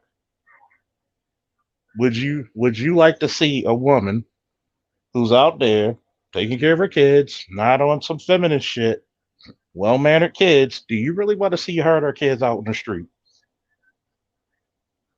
I mean, something's got to happen No, because yes, and we no, no, no, can't no. just Answer really the keep saying. question. Answer the question. You want me to answer that honestly? Do you want to see that woman who never gave black men no guff, no shit like that, just goes to work, take care of her children? Do you want to see her out on the street? We're not talking about ratchets. We're not talking about ratchets right now. Mm-hmm. Uh, I'm gonna have to get back with you on that question. That's Nah, a nah, nah, heartless nigga. motherfucker, man. That's a cold Nah, nigga. nah. And I'm gonna tell That's you, a and I'm gonna tell cold you, nigga. and I'm gonna tell you, people speak differently and this is the reason why when I talk about full realized men, when you have a child, you think differently. You think differently.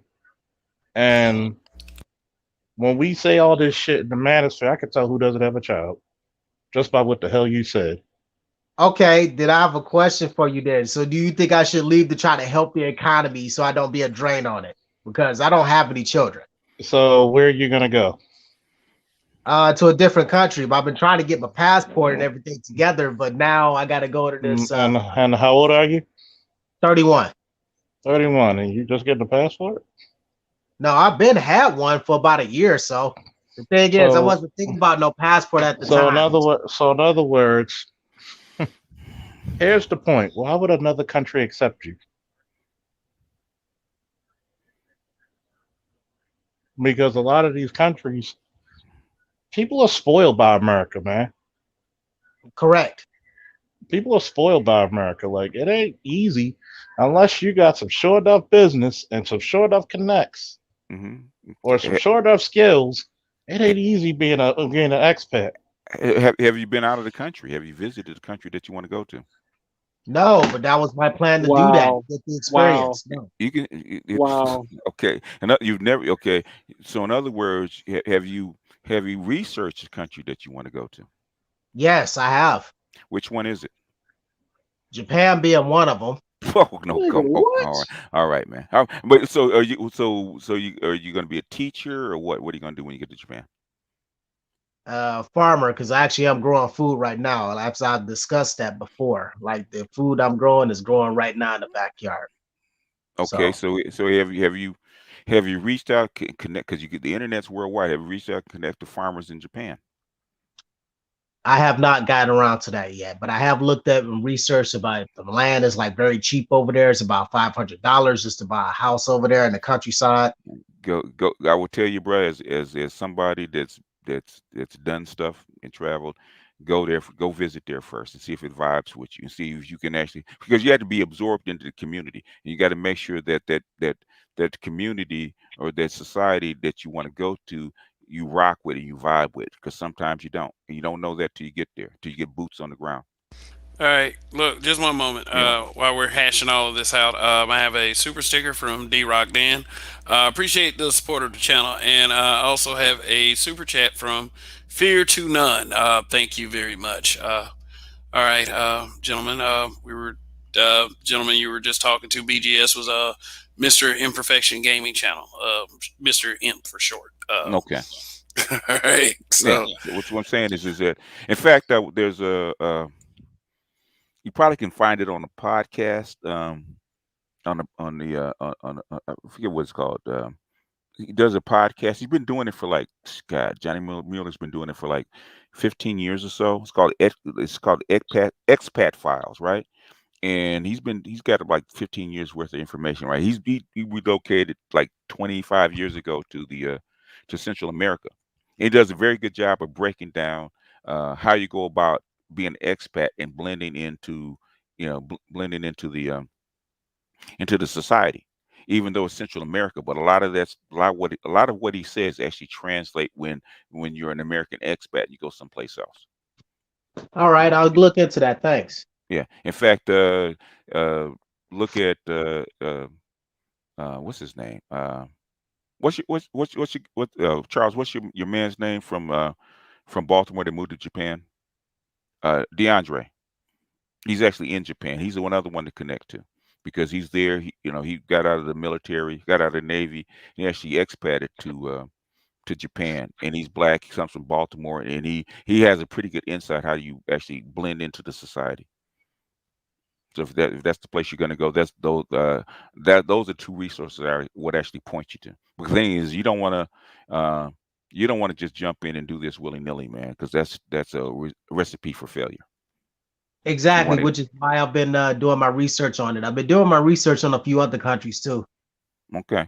But then so always visit first, man. Visit first, shake some hands, and see if you vibe with the country. I said if you're gonna, I would say this, okay? It can't be a vacation if you're gonna be there. At least try to be there at least 30 days because the first couple of weeks you're a tourist and you don't get the vibe of the society or the country until you're there at least a month, and then you kind of settle in, and then you get a feel of what the society is like and what the routine is like. And if you're gonna expat, don't go over there as a tourist. Try to take the same kind of transportation and eat in the same places that the peasants eat. That way, you know exactly what everyday life is like. That's what I would tell you because I did it for 3 months in Central America, and that's what I did. I didn't live in the hotel. I rented an apartment. I took the bus. I ate at the stands. A restaurant every now and then, and I lived like a regular person. So that I got a feel for what the society was like. That's what I would tell you. Anyway, All right, appreciate that. all right. All right. Let me just shout out to Tango Alpha in the chat. Thank you for joining us, Adam Williams as well. The subject matter, actually, gentlemen, is who are the actual lames? Like, Well, lames is from what I'm saying. Lames it depends on your class. It depends on the part of this culture that you're in. A white guy, a lame that's a white guy is not a lame. It may not be a lame to an Asian person or Asian culture. And a lame that's black is not going to be a lame when they're white, like they call Russell Wilson a lame because he dates white girls. He's into something else because he doesn't rock with the culture. So most black guys think he's a lame because he doesn't fit in, and that's basically what a lame is. A guy, a particular man or woman that doesn't fit into whatever particular culture it is. Because I noticed like because I was listening to people like in the hood, Kevin Samuels is a lame, okay, but if you boost him up like two or three class levels, then he's perfectly normal. In fact, he- he's the one that can get through the door where the guys from the working class dudes and guys from hood couldn't get in. And what he wears and what he does, where he carries himself, is exactly tuned to the environment that he's in. So that's where lame comes from. So I don't even like using lame because when somebody says, "Well, the guy says a lame," I said, "Okay, so why is he a lame?" And they start describing it. I said, "Okay," I said, what's your environment?" And they decided. I said, "He's just a lame in your environment." Okay, you take a couple steps up, you're basically you're a low life. And if you take a couple levels up in class, you're a low life. You're poor, you're a low life, and you're broke. And basically you're dusty, as Cynthia G says. well, So those words are very potent. I'll tell you that much. I think sagging your pants off your ass is lame. And I actually typed this in the chat here. Would you get behind? Would you support something like Now, manosphere pushing for legislation to have sagging punishable as a sex offense? no, I wouldn't, because Why? it's Why Yes. would you do that? because sagging is like over 30 years into the culture now. It's a waste But of time. sag, you don't think that should be considered okay. No, So if you sag in the front though, you see what I'm saying? You see how that's bullshit? You're saying that Oh, But you're you, saying you're oh, walking the line of exposure. we basically indecent Decent exposure, yeah. exposure. we Yes. have we have a transgender woman on the cover of Sports Illustrated, and you worried about sagging? Yeah. Okay. That's another issue.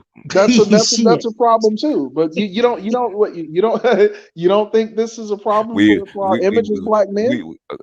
I was a young man. I was a young man when the sagging first started. In fact, it first started in my neighborhoods, Compton, in Los Angeles. Right, that's where it started.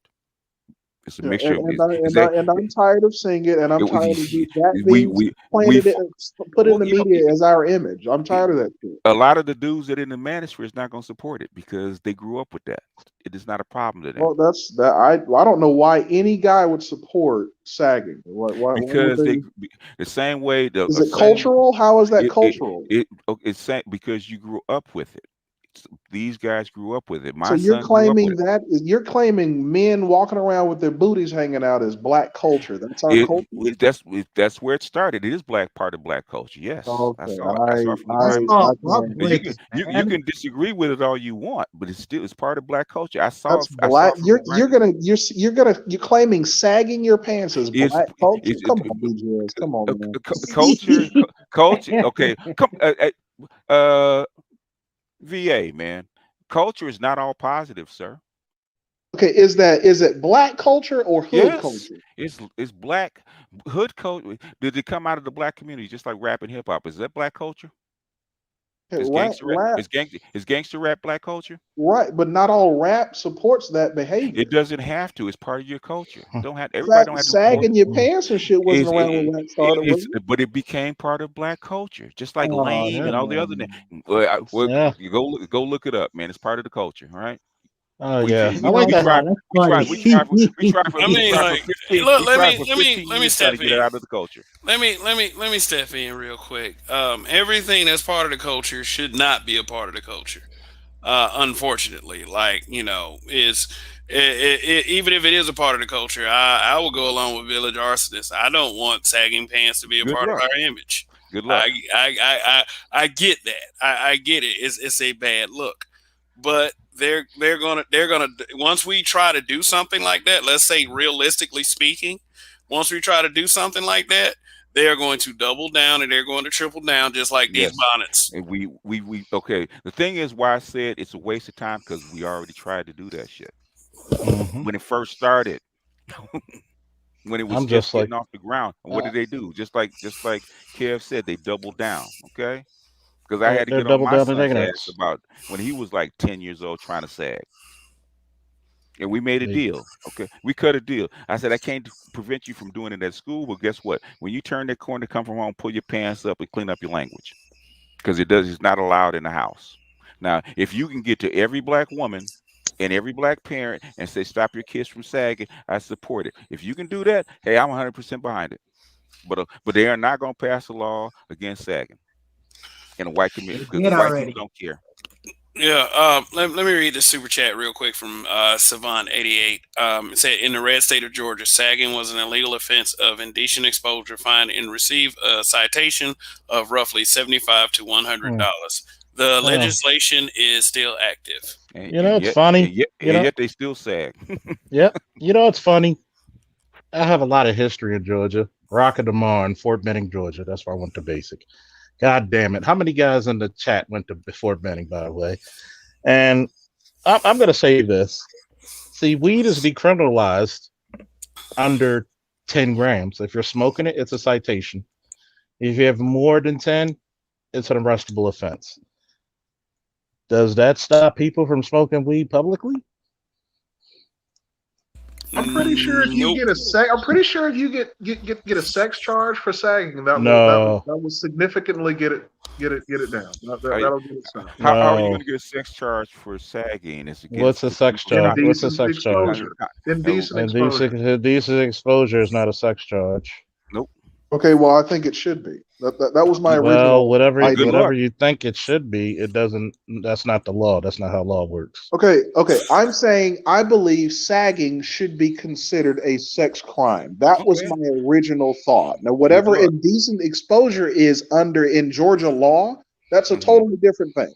I didn't say indecent exposure at first. My thing is, I'm saying I believe sagging should be Okay. considered a sex crime. If Okay. you go What? around showing your crotch, Hmm. sagging and showing your crotch at Walmart, you will be. I mean, that will be considered a sex crime in many states. You I you don't can't understand how you going around showing your you ass is any different. you can't get people to wear masks when they're supposed to.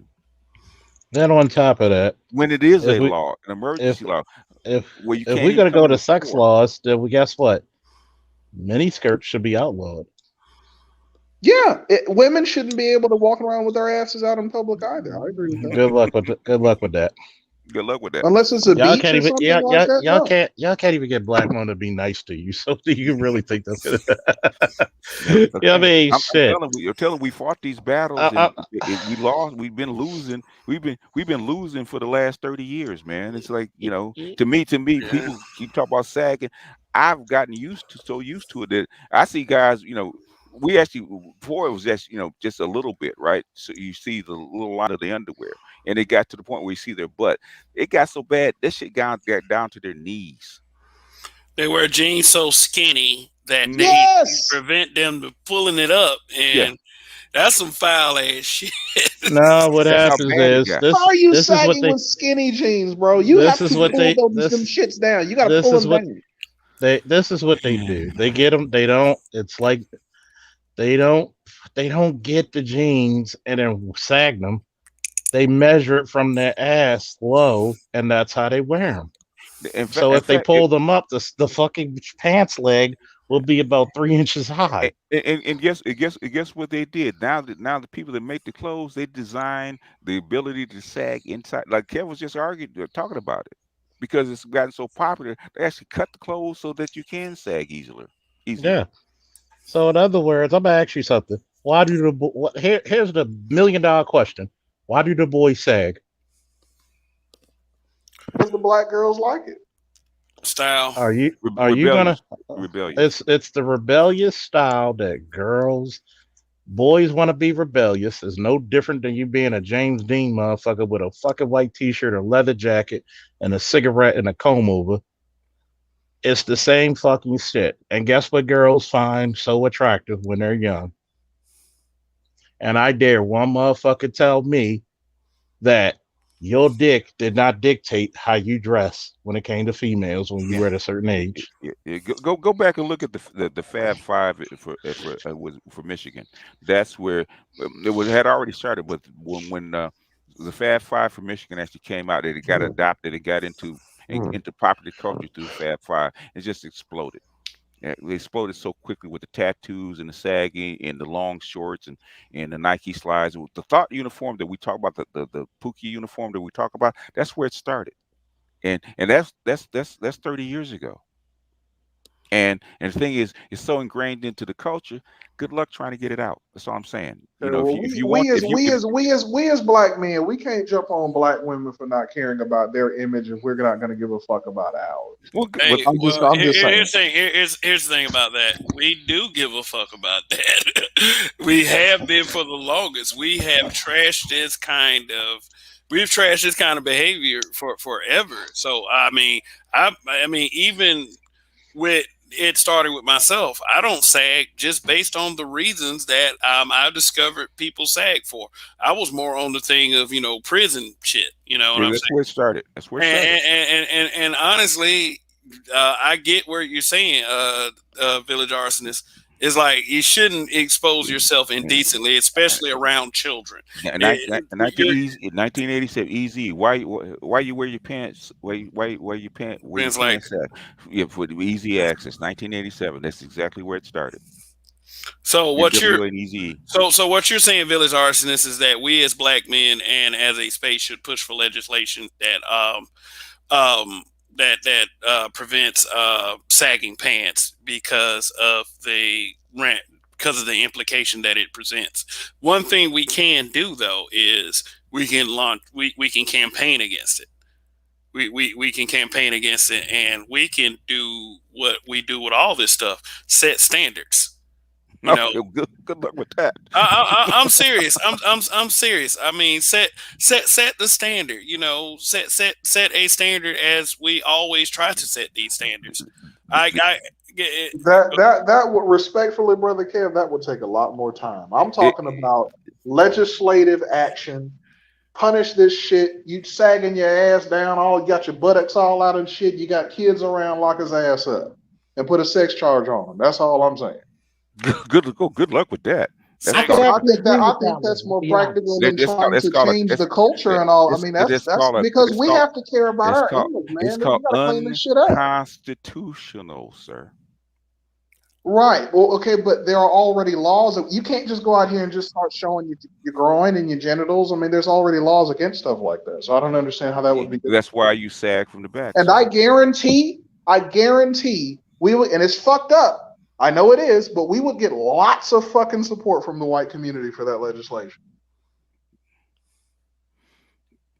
Okay, they already tried, but go ahead. I would actually see. I mean, how do we even begin something like that? You How start Well, I you mean, start locally brother, with we you. got people in the manosphere with 50, 60, 100,000, 200,000 subscribers. Listen, if niggas can if niggas can put together the these panels and all this stuff, we can do that. I mean, No, we you can. can't. If you got white, listen. If you got okay, well, you know what? If you got white boys on Reddit, Wall Street bets, if they can do what the fuck they did, I mean, look, black men seriously underestimate the power of social media, and I'm just saying, like other groups understand the power. I mean, white people fund all kinds of causes. How big is your channel? I didn't say me in particular, sir. Okay, That's why I said I have manosphere. almost 40,000 subscribers. There's a reason I posted that video, like herding cats. And Kev can tell you, getting black men on page and on code to do something is like herding freaking cats. I agree. I agree with that. I can show you evidence about winter is coming and what's getting ready to happen with women, and I still get pushback. Like you're looking at it and you still disagree. You still get pushback. So how are you gonna get people to get on code when half of them don't even believe in that because they grew up with it? Well, as long as they're willing to accept the fact after you show them the proof. I mean, if Proof. disagreeing is one thing, but insisting on believing the bullshit, even though you've been given ample evidence, is a total nother. I don't know what The I'm environment questioning what you're saying. the environment will change you faster than anything else. And we are talking to a police officer. Ask him. He's a 13, been on the police force damn near 20 years in the black, one of the blackest cities in America. And also, if he wanted to put in an anti-sagging law and he had to enforce it, ask him how easy or hard would that be to be enforced, Man, I'm and gonna would he say, really bother? I'm gonna tell you what we're gonna say. We got Speak up more a little, serious Charles. shit to. Can you hear me? Yeah, you're low, but go ahead. I'm gonna tell you the same thing we said. We got heavier shit to deal with than to fucking care about how the fuck you dress. If you really want to change the image of the black man, that starts with you.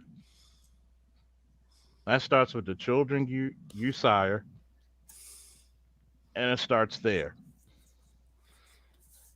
You're not Well, gonna.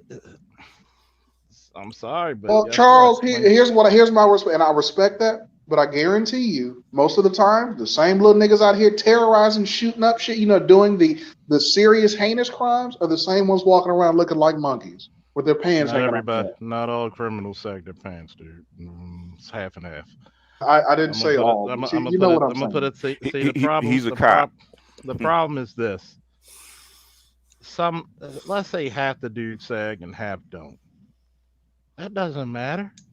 Guess what? Sagging's the least of your issues. You're trying to get functional men marrying or dating or whatever mating with functional women. Let's work on that shit first. Like we're worried And about some shit, some sagging shit. Like, look, what our culture is fucked up. We can't even get along. yeah, yeah. now, And if they were but I can tell you, man.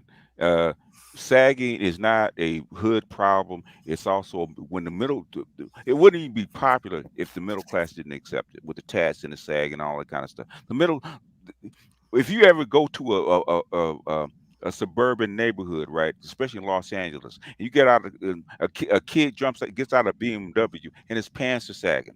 He's got tattoos. Is he the little nigga in the hood causing crime and stealing from people? You never know. He could be. He's 17 years old. So his mama and daddy bought him a BMW. He's probably a B student at a high school, and he gets out because it's a fashion statement. He grew up with the culture. It's not. I'm gonna put it to you this way, man. The biggest drug dealers are on colleges. Okay. Oh yeah, well that's true. So when we had this thing about the street pharmacists, Hmm. we had to tell Loyola, we're not going to take your damn drugs unless you give us the motherfucker who you confiscated them from. Then you go submit your shit yourself. We're not going to be doing extra work. We got bigger fish to fry. See, culturally, how do you change shit as the environment? Think about it. When a nigga need a job, he squares the fuck up real quick, doesn't he? Hmm. When a nigga get a little responsibility, he squares up real quick. When a nigga go to basic training, when a nigga joins a high school or college team and you have to dress for success, when you go to the visiting person's arena, you square up real quick unless you don't get to be there. You have to have for, like he said, every when he talked about, for every action there's an opposite and equal reaction. What other things are you giving? Because we could talk about, oh, we're gonna make these guys sag. You criminalize something, guess what niggas are gonna do? They're gonna jump double fucking 2 feet down into it. You know the Well, biggest those are the thing we ones that need to go anyway. To be honest, I mean, If you, are you guys serious about cleaning up or what? I mean, it's because with all due, I hear a lot of cliches, and you know what? Yeah, we're not. That's not going to work. We're going to have to get the families together. We're going to have to get responsible men out here for these women to marry. Look, these sound nice and all that, but that takes a lot of fucking but time. but in I'm other talking words, about realistic, practical shit that can be but done if, in if, other words, right in other now words, right? to In start other words, cleaning right? fucking if you house. do, Get do these you, monkeys off the streets. well, number Do one, you you have stop calling them monkeys, okay? Because that's you offensive. That's what use they you behave using No, like. no, They're no, out that no here doesn't no you're matter. shooting It black using doesn't white babies in matter. you're That's drive-bys, using brother. white that's you're using white offensive. That's a racist white racist term. you That's white offensive. talking points. Those are So children. in other words, we're gonna give you the gabble. What's your crime plan? What do you What's your mean biggest crime plan? demographic for crime? What are you gonna Young do to people? deter What do you mean? crime? I What don't. I don't is know. what is what is prison What supposed kind of to? crime are we talking No, no, about? no, no, no, no. What Violent is you gonna crime? do to low? The What are violent we crime don't that's separate increasing crime, all around the crime, country right now? crime is Why? crime. Why is it? What Why it's not just increasing in the black neighborhood? Why is crime increasing in what are the? 2021? What do you think it's BGS, coming from? BGS. Young white kids are not doing Yes, drive-bys on each other like Yes, these they little niggas are. are in yes, they Brooklyn, Yes, bro. are. they Yes, are. Not they They like they just are. are in don't. Brooklyn, Yes, bro. they That's They what. are. They are. just Okay, don't. They okay, just guys. don't All right. fucking. You gotta understand something. Tell me the three reasons why you have crime. What's the three reasons you have prison? I guess he left. No, he's What still there. three reasons you Uh, have crime? what are the reasons you have crime? And what is prison supposed to Because be? poverty, Poverty. mental illness, No, that's not and mental illness. Is not considered Poverty's one. crime. okay. So, What's the question again? What? Go ahead, answer. Go ahead, answer him. Answer him. in other words, what's the number one thing of crime is proximity. People who live near each other commit the crimes to each other. Unless you're doing something that's over the internet, like credit card fraud, it's very hard to for me to go commit a crime against BGS But you when he's do on the other side of the recognize that country. some areas have higher crime rates than others. You Okay. realize because everyone lives close to each other, so So, in other words, that's Okay. not not really a. let me Okay. put it to you this way: Village arsonist. proximity. listen for a second, right? Because one thing everybody can tell you on this panel can tell you. I research constantly. They already predicted after COVID-19, after the lockdown actually unlifted, there's going to be an increase in crime. Guess what happened? You had an increase in crime. People are frustrated, people are anxious, and that's what's causing the crime. Yeah, them PPP loans is gonna dry up. Niggas But the gonna go back to PvPs, regular crimes. Brother, so the GDs and the Brims and the Bloods and the Crips in Brooklyn right now slaughtering each other, killing each other in these streets damn near every day because of what you're saying. yeah, Let me put it to you this Okay, way: anxiety. if you And got somebody, anxiety. Okay, if how you about gave, you got a how lot of about the people. how about the white boys? The white boys that comes in and kills his own family, but they're not considered crime. okay, but that brother, that's you're giving you're giving No, no, random no. shit. That's I not can give you anecdotal. cases. I can give you case after case. I Nick can't. Blicky, all these I rappers. I can give you case after That's case of the exact KJ same thing. Baller. I mean, I can that's give two rappers off the top of my head right there I that can just give you died. case. You have hundreds of cases of violent crime, internal violent crime in white neighborhoods. Right. I just saw one where a couple got into a beef over shoveling goddamn snow in Pennsylvania, and the guy come out they and shot blasted both shot of the them, fuck and killed them killed both dead, of them. and then came again, went back and got a rifle, and made sure they were dead. So wait Yeah, a minute. I just What's watched the that video. what's the Like, percentage? What's the And that's percentage of black that people is killing common black across people? the United States. What's the percentage of black people killing black people? It's a very small percentage of black people doing that. In other words, for when a black person kills another black person because human beings tend to live closer to their clans or their race, about 95%. What's the ratio for white people? Around 91, 92. They kill the fuck out of each other all the time. Yeah, You know what white people don't do? They don't go to the media and blab their fucking mouth about everything. They don't post every goddamn thing on social media. most gang violence is about money. And then on Most top of gang that, violence, look at Mississippi. That's not Mississippi, true, sir. it is seventy true. That's not percent, true. I seventy live in percent of LA. the fucking. Where Let me the ask you Bloods and this: Crips came from. It's about money and what's the territory. 70% of the gangs in Mississippi are what?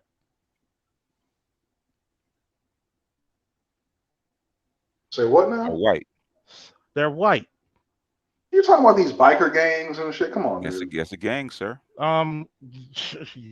Okay, are these biker gangs doing drive-by shootings Yes, every weekend and yes, shit in white Yes, neighborhoods? Come yes, on. yes, yeah. Okay, They're bro. All known yes, for right, that dude. shit. Okay, guy. That fucking one Come on, percenters. man. yes, Yes, yes. yes, Okay, so are you yes. gentlemen arguing that we have no problem then because whites do it I too? didn't. We So didn't we have say no. that. We didn't Okay, then say so that. what? You I see, mean, no, no, no. You're not gonna do that bullshit.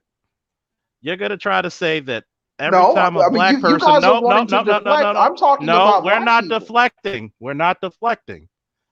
Each time you talk about this shit, we look at black culture like it's not fucking American culture. Everybody in America glorifies the gangsters, don't they? Okay, wait, sir. We were just talking about how Everybody in sagging was America black does it. culture. So Guess sagging is what? American culture now?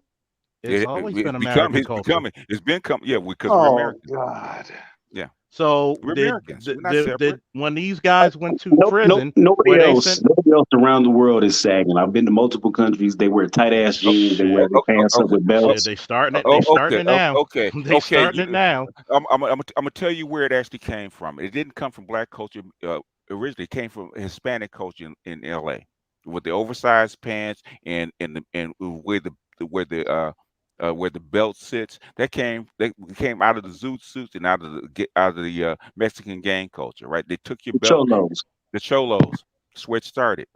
Okay, So that's you talking about like when they was rocking the zoot suits, which is the oversized fabric. They went from the oversized So fabric then fabric and why into the are like you that. jeans. guys Yeah. claiming that as That black makes sense. culture then? I want it beca- Why are you claiming it as it's black culture? because Black people. guess who glorified it and did what they always do. Well, you know what? I'll take that back. That I did misspeak. I will say this: they do wear tighter jeans in other countries, but they still have they underwear and shit shown. So it's not They maybe still they to, said to that the way that we do it. No, Japan even makes a culture of it. Japan yeah, they fucking do. mimics black culture. They do it But in it's not England. to the level that Like, Guess like what? it's a We little, think it's a it's different not. swag here. We think it's not. if you really want to change it, get up maybe $500 million, pay the rappers to change the way they dress. It'll change the whole Hmm. culture within like Guess five what? ten years. Number one, if the rappers wore suits, remember when everybody had dreads and cornrows? What happened? Obama got elected, and it changed a lot of the hairstyles. Niggas got back to getting waves again. So I Mm, mean, yeah, they did. Yeah, Yeah, they did. yeah. Yeah, they did. They cut off If a you lot of their hair. if They if, started if changing their style up a little bit. if you get to the, so if you get got to the elected, I was entertainers, 18. if you get to the entertainers and you get to the athletes, you get to them what to change the way they dress, you'll change the black kids and black kids culture within less than 10 years, because that's what So happened the first time. a lot of times people like to talk about just for instance, right? When I started the chat, people make comments about the outlaw biker gangs. You you'd be surprised how fucking deep them fucking outlaw biker gangs when they riding coast to coast. Well, it's only one You'd be percent of they're the literally they're called the 1%ers. So it's not They're called the one a percenters, tremendous. but when you got 40,000 motherfuckers rolling, or you Yeah, got but like a fuck 40,000 out of how many 40. actual biker clubs are there, right? So you Let me got put the it to you this way. That's not when they were saying 1%. Think of the percentage.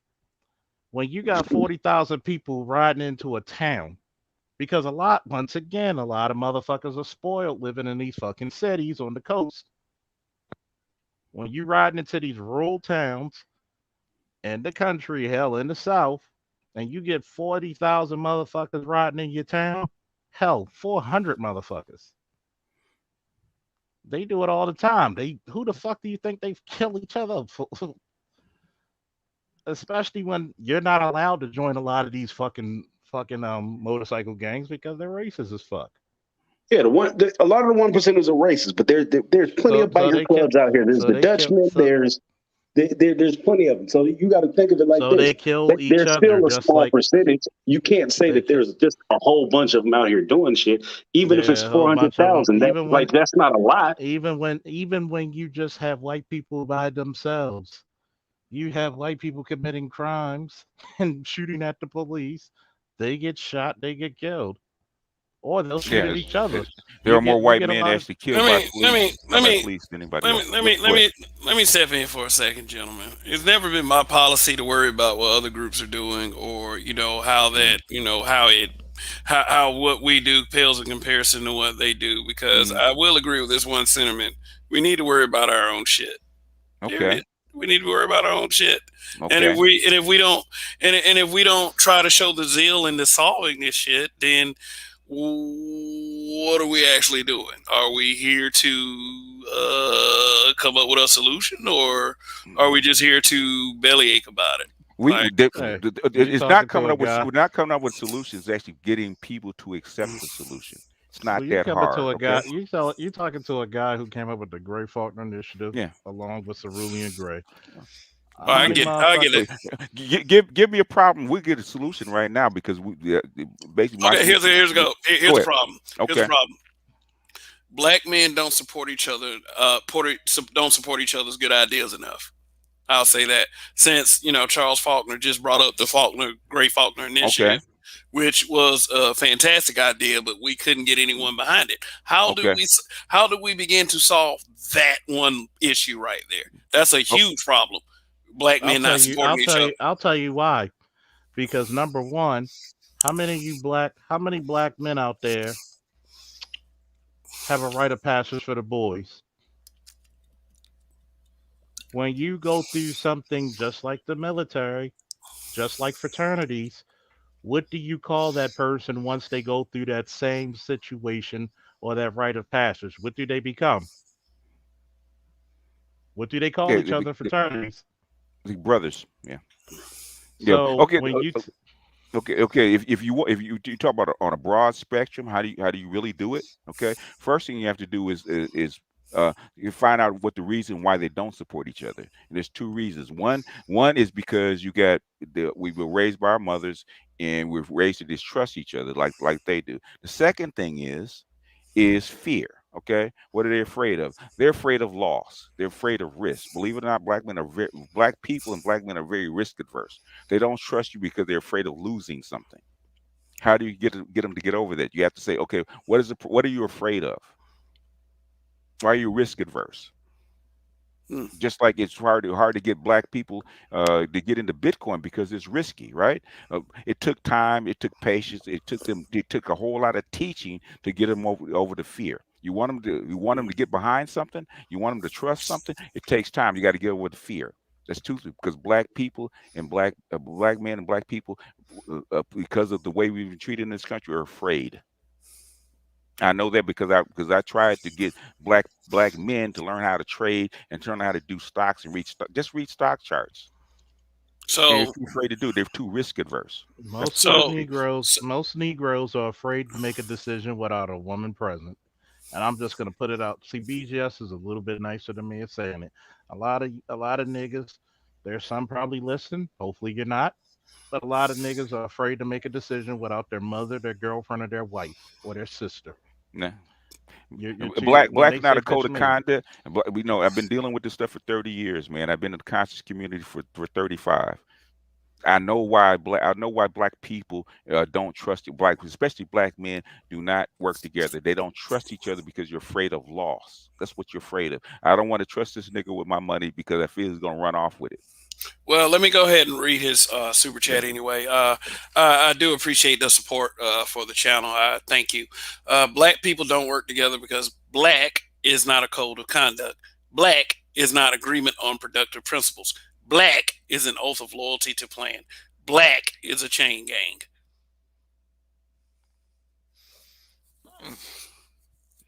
If you want to believe that, man. Okay, I'm telling you, The thing is, that's what you believe. The thing is, have you actually got down the nitty gritty why one black man doesn't trust another? Have you actually asked them? And you actually You give them a gotta. plan. You give them a plan that's a workable solution, and say, well, how come you don't do it? I mean, Because they're afraid that Well, it's going to fail. then it starts with the mentality. Then it starts. there you go. It starts. It goes back to the mindset. It I've goes been back saying to that for how many years, Charles? 7. It ain't money. And I'm gonna tell you what it is. It's like, dude, there's the initiative, right there. I'll challenge anybody. Open it up and read it. Open it up and read it. If you got something to add, it's always welcome. And I'm gonna say this: you're not even raised to trust other black men. The only person you're supposed to be trusting in the black community is mama or His the mama. mama figure. That's why the my brother's keeper got shot down If because the women didn't want it because we follow the lead of our women. Now, if you really want, that's what the whole manosphere is about, is actually re-socializing a worldview so that black men do not follow their women's lead and actually start if to think for themselves. But that does take time.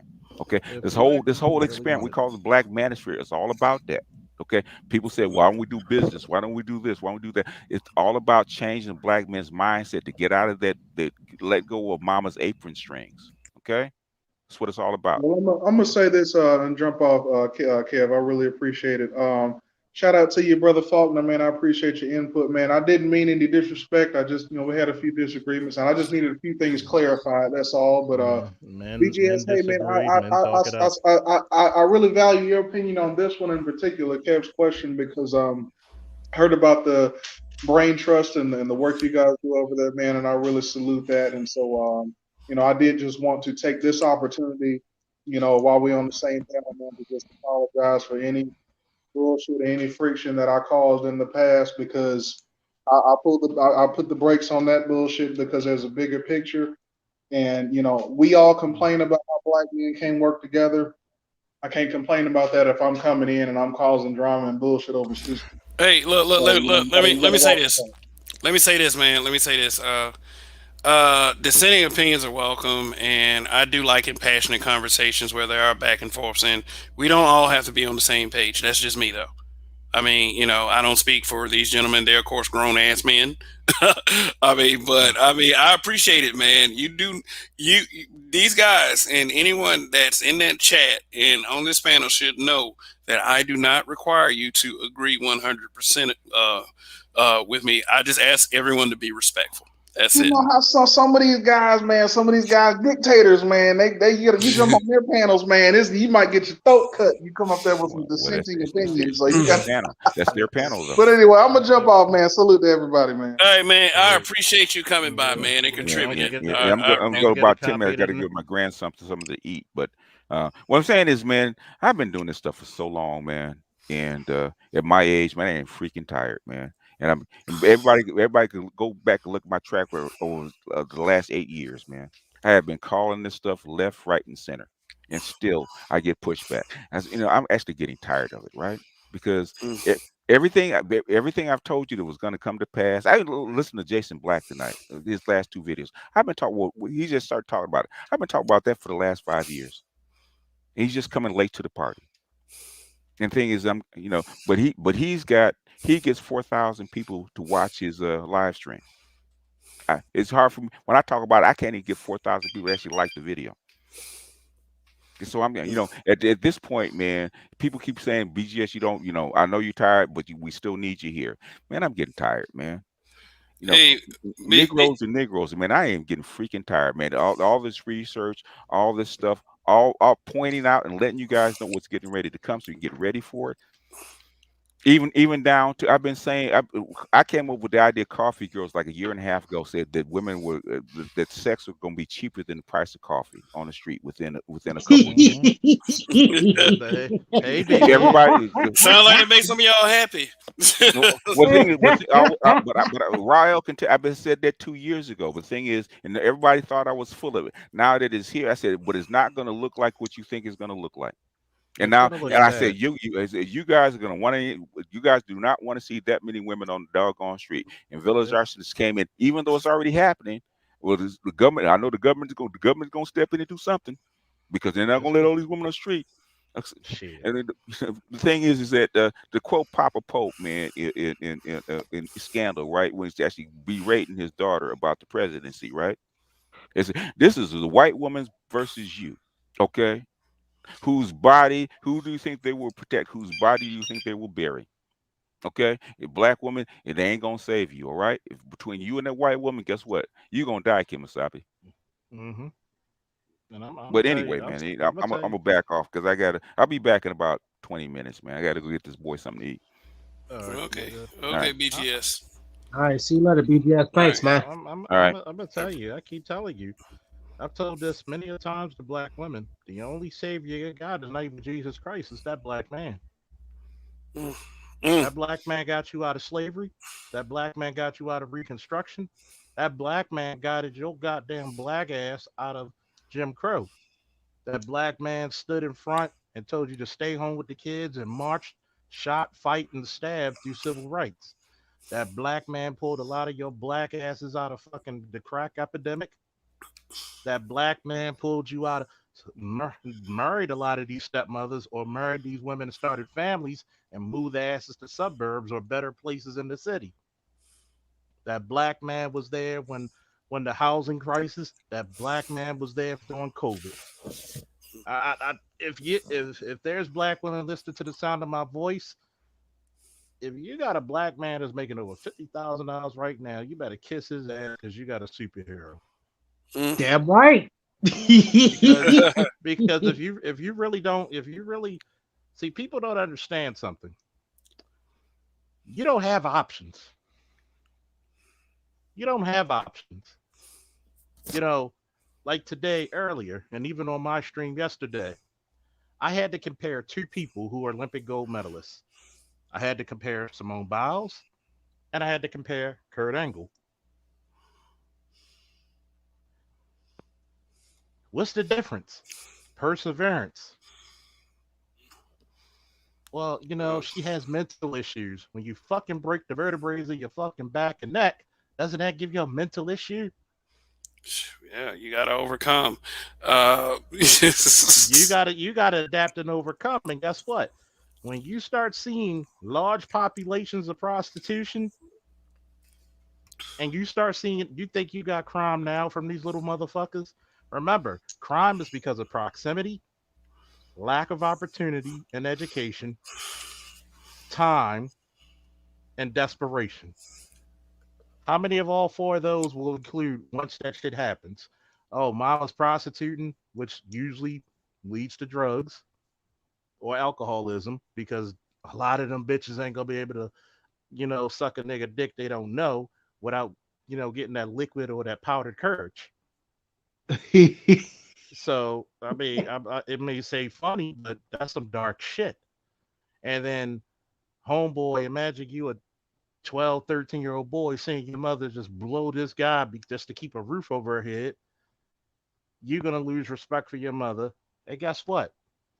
All boys look for father figures. They join hunting packs. What do we call them? Either organizations, paramilitary, or gangs. So there's some, if black women don't fucking make amends, there's some dark days coming ahead. All right, shout out to Black Light Revelations too. I see you down there in the chat. What's going on? Thanks for stopping by. Lies, what's going on? Blexit the Communita. Thank you for coming by. Let me read this super chat from Savant88. Thank you once again for the support. Appreciate. Shout out to Officer Charge. Oh my God! Shout out, shouts out to Officer Charles. I live in the Mount Vernon area of Bmore. I'll look up and add to the initiative. All right, step Appreciate it. forward. Step forward. Appreciate That's it what. because, hey, it's a start. I mean, you can't complain when somebody's put the information out there and said, "Hey, why can't we be on a code? Here's a code." Guess what? They say Moses wrote the first 5 books of the Bible. He wasn't going to be the last motherfucker to write the Bible, was he? Most certainly not. Look, we got BBW lover. I'm gonna assume BBW means beautiful black woman. I'm pretty sure one of those B's are for big. Said, praise your black man and he will praise you. That's what this generation of black women did not learn from the previous generations. All other races of women still understand this, even the feminist ones. The feminist ones. All right. Yeah, I would we can do this all we want. And let's try to get away from the other races of folks kind of talk. I'm probably going to make a mistake and do that myself, but hey, you know what? Shoot, it's how we talk. It's what's ingrained in our culture, as the argument was earlier. Look at this. Hey, BBW Nova, I know you meant feminist. I know you meant feminist. Last said that mean big woman, but we got Rael and we got Chaos Rain up here. Rael, then Chaos Rain. Rael, what's going on? Thanks for gracing us with your presence once again. Can you hear me? Can you hear us? Oh yeah, I can hear you loud and clear. Thanks for having me up to the panel piece of the chat. I think Chaos was before me. You can let him go ahead. Okay, all right. Well, my bad on Chaos. What's going on? Chaos Rain, where you at? Making a sandwich? Hello. Oh, there you are. There you are. Who are actually lames? I'm not sure if you're doing this for one particular content that will not be named, but I think I follow what you're saying. But this word lame, it's getting dull nowadays, to be honest with you. I know it's used as a shaming tactic to the average black man or above average that has options or just don't want to put up with normal crap. That's why I see when people use that word lame. You get me? You don't want to conform. You don't want to follow the norm. You get me? I think black men are using their voice properly. And actually, this is the most traction I've seen the Black Master gotten in like over a year now. And it's picked up very fast. Much faster now for the last couple of years. So I tell fellas, you better take advantage now while the iron's super hot. You get me? You got females getting their feelings. You got them signing petitions. They don't want to hear enough from the black man. They don't want to hear the honest truth. They don't want to hear the brutally honest black man. They want to hear comfort message. They want to hear that they're queens. They can't do no wrong. Hell, So they want to hear that they can give up and still get praise in the highest form of all sports, the Olympics. And we say, hell no. Once a failure, always a failure. And a quitter doesn't deserve no respect. Men don't get no respect if they quit. Why? You should be accepting the rule. Because you got a pussy? Don't you always been saying for the last couple of decades you're strong, you're black, and you're independent woman? Woman, hear me raw. Show us that superwoman. Oh, you're not that super. You're fronting. It's all a lie. So that's what I want to say, Kev. oh, all right, Chaos Rain. Thank you. And while we got 106 watching, I want to remind you that I am the Weekend Warrior. I am on every Saturday, Sunday, and Monday. So hopefully, a lot of you will hear. Can somebody turn their background down, please? Hopefully, a lot of you that are watching right now will be here tomorrow night. But I know that sometimes life happens. But anyway, thank you for watching. Thank you for pressing like, and we got Rael up here right now. So what's going on, Rael? Right. When Yeah, I'm Ryle here. Ryle gets so much thunderous, you got to give him like a commentator and shit, and do a play-by-play when he speaks and shit. Well, the thing that we have to,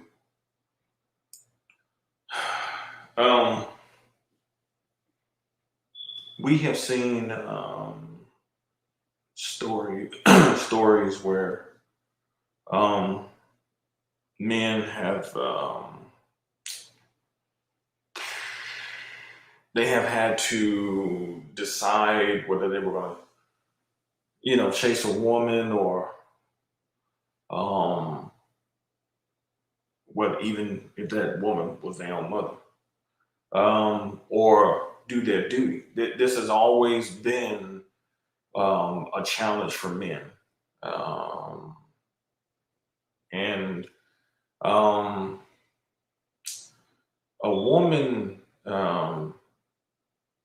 who wants you to chase her instead of your purpose really does not want you to fulfill your purpose, and does not believe in the concept of duty. Really, she's really a woman who doesn't have any honor about herself, because she just wants you to chase her for ego purposes.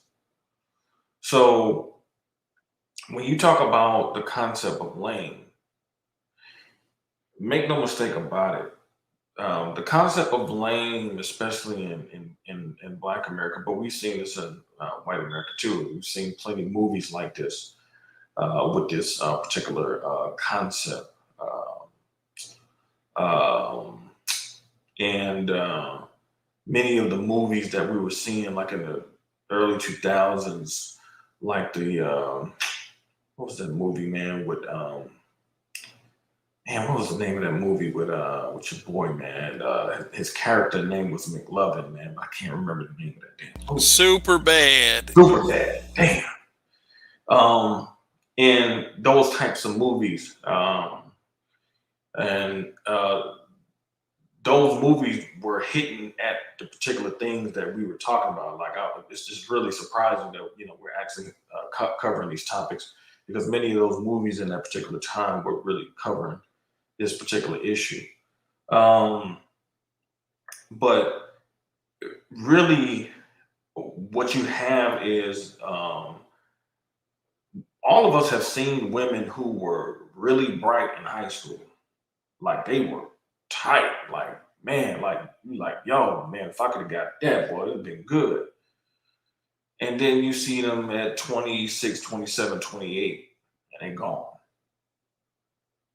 And especially when those women see you in a much more superior position, the same female that didn't want to give you the time of day in high school, all of a sudden wants to give you the time of day when she's at her lowest. Now, when we talk about this concept of lames, their concept of lame is a man who actually has turned the corner and fulfilled his purpose. There's nothing lame in terms of manhood, in terms of fulfilling your purpose. You know, that's the best thing you can do for yourself in terms of self-esteem and confidence, is to fulfill your purpose, your mission, your duty. You know, there's nothing like fulfilling that duty. You know, I'm pretty sure Charles can attest to this from a military perspective. When you carry out your mission and you fulfill it, man, you happy as hell. You know, you celebrate, you know, with your brothers, like, job well done. So Hell yeah, nigga, we survived. damn right, damn right. So, you know, so the very idea that Black men who fulfill their mission, who some in many ways delayed gratification, they wasn't the popular dude, jawline nigga, and all that type of stuff. But the fact that they still fulfilled their purpose and their mission, the idea that they're lame dudes is really laughable, because usually the people who are saying those types of things, whether it's Black females or other Black males, are the people who are failures themselves. I find it very interesting that when you look at a lot of these people, the dudes who talk about the game, females that talk about men being lame, they tend to view themselves as select type people. So the question is, if they're select type people, why y'all worried about lame niggas? Y'all supposed to be choosing each other, but they ain't. And so it goes to show you that it's a really flawed argument, because number one, they shouldn't even be worried about what a lame nigga is doing, because they ain't interested in what he's doing. But one thing that they are interested in, the women are going to be interested in his success. But the men who on the game shit, they're in fear of these particular type men, because those types of men reflect the light on them and show them what they aren't doing. And so it's the so-called lame dudes who are actually on their purpose. For too many years, they've taken a defensive approach, because and rightfully so, to a certain degree, because a lot of them have been attacked throughout the years, because they don't fit the gang goofy shit. They don't try to have to be cool. I always say this all the time, man. You could be a nerdy, goofy white dude, and you can go to Comic-Con, man, but you can have a bad white chick who will go with you. You know, why can't Black men do that? You know, why Black men gotta be this cool, hip-hoppy nigga to be considered in the in crowd? And so, you know, it's something that we've been having to battle against, you know, for years, you know, coming into these spaces, because it's a common motif that we've seen. I mean, we can go back to our high school days and we can see this mentality play out even back then. The problem is that we have too many adults who still stuck in high school mode, still living that shit. And so, but the problem with a lot of these people now is the fact that they see Black men not only leaving the group on things like SYSBM and things like that, but they're seeing these types of lame niggas get fly ass chicks on that quote unquote lame shit. So it's not just the fact that they're on their purpose. When they step outside the group, and then they go outside the group and not only find women, but they can find things like love from these other women, it completely refutes their talking point. Now they have to, because now the women have to look at themselves and say, man, why are we losing the good dudes, the dudes that we want to pay the bills and all this type of stuff? we're losing these dudes. And so they don't have an answer for it. So what they try to do is to make themselves feel good about, losing the dudes is like, oh well, these dudes is lame, lame. We don't want them anyway, and I'm gonna prove it. I was in a rock restaurant with an ex of mine years ago. Black dude comes in. It was like, I guess it was some people who knew each other from college, but they had gotten older. They had gotten married, and some people had kids, so they was having some kind of like reunion amongst themselves. And it was just different people, whites, blacks, Indians, just different ethnicities. Black dude comes in married to an Indian chick, beautiful Indian chick. They just had a baby, had a newborn. My ex sees this and says, that's strange. So I was like, what? I knew what she was talking about, but I wanted her to say. I was like, what you talking about? She was like, that black dude with that Indian chick. And then she came back and said, well, it don't matter anyway. Most black women wouldn't want him anyway. So I said, okay, cool. So when we get in the car, I said to her, I said, why did you make that statement about this dude? I was like, what was this dude supposed to do? If most black women don't like his type, that's fine. That's their choice. I said, but is he supposed to sit there and be miserable and alone and by himself? And so then I asked her, I said, if niggas ain't shit, I said, because this is what y'all say a lot of times. I said, if niggas ain't shit, I said, why y'all get so offended when black men go to other races of women? I said, especially white women. I was like, why do y'all get so offended? And her response was, well, it's like we don't really want y'all, but we don't want y'all to go anywhere else and be happy. That's it, y'all. That's it. It's the fact that black men can leave them, get with a woman from a completely different group, and be happy. Happier than they probably have ever been with them. I've been in public and I've seen dudes, man, I've seen brothers with non-black females. And a lot of times, them niggas be cheesing.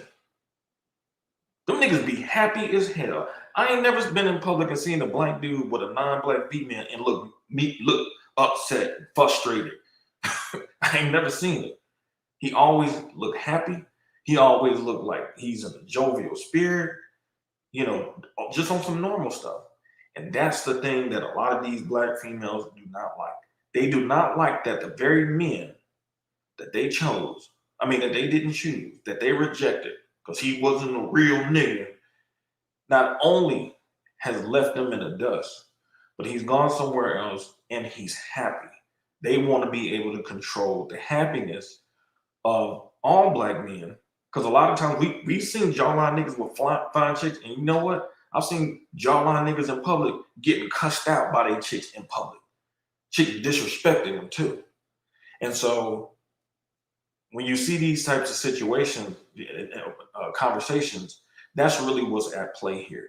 They do not have the control of the so-called lane because they thought that the strength of men was in their physical prowess. But what the so-called lames is showing these women is that using your mind actually takes you further. And there's a saying that goes, the wise rule, the strong rule the weak, but the wise rule the strong.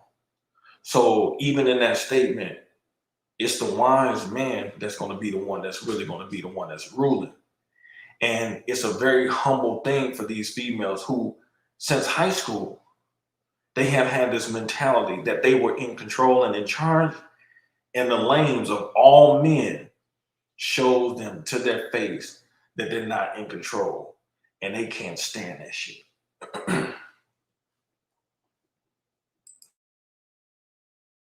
Okay. Thank you for that powerful opening statement. Doesn't make sense to Told want. you. Yeah, doesn't make sense to not want somebody and not want them to be happy. That's just the kind of bullshit that a lot of these broads are made of. But let me read this super chat. Viscount Lavelle, thank you for your support. Greetings, Kevin and all the brothers. Another informative show. Hashtag LLT HLS, and that of course means long live the habitual line steppers. We got 102 watching. Let me see how many likes we got. I think it's a damn good ratio, actually. Let's see. We got 106 likes for this broadcast. So, yeah, all of you definitely thank you for your support. Also, want to give some shout outs to Cam Rob, who just got here. Thank you for tuning in. I think I called you out before Tango Alpha and Connie Chum Black. Although we may not agree with a large amount of what you're saying, you are always welcome here to engage the chat. And I appreciate everyone who engages the chat. Doesn't seem like too much ratchetness going on down there. And that's what I like about that chat, my chat in particular. Roger's chat's the same way, in a very respectful tone, very, many different little conversations going on. And, the reading can be as interesting as as the show itself. Although, I don't know, it can get much more interesting than myself sometimes, but anyway, I definitely appreciate the gentlemen that do take the time up here, especially the content creators, because also Charles Faulkner, he has his own own YouTube channel, so definitely check him out, and Chaos Reign does as well. Rael, you ever? Yeah, put the link in the chat, definitely. Yeah, and we like this. We like the shit talking dirty walk, man. Oh yeah, absolutely. And Rael, when have you ever thought about starting a channel?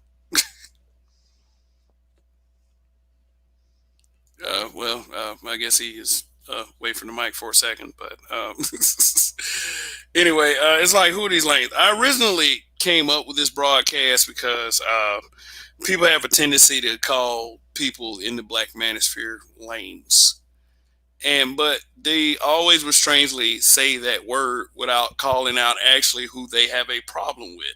And I do think, I do think that if you have a problem with someone, you should be able to call out whoever it is and what problem that they are presenting for you.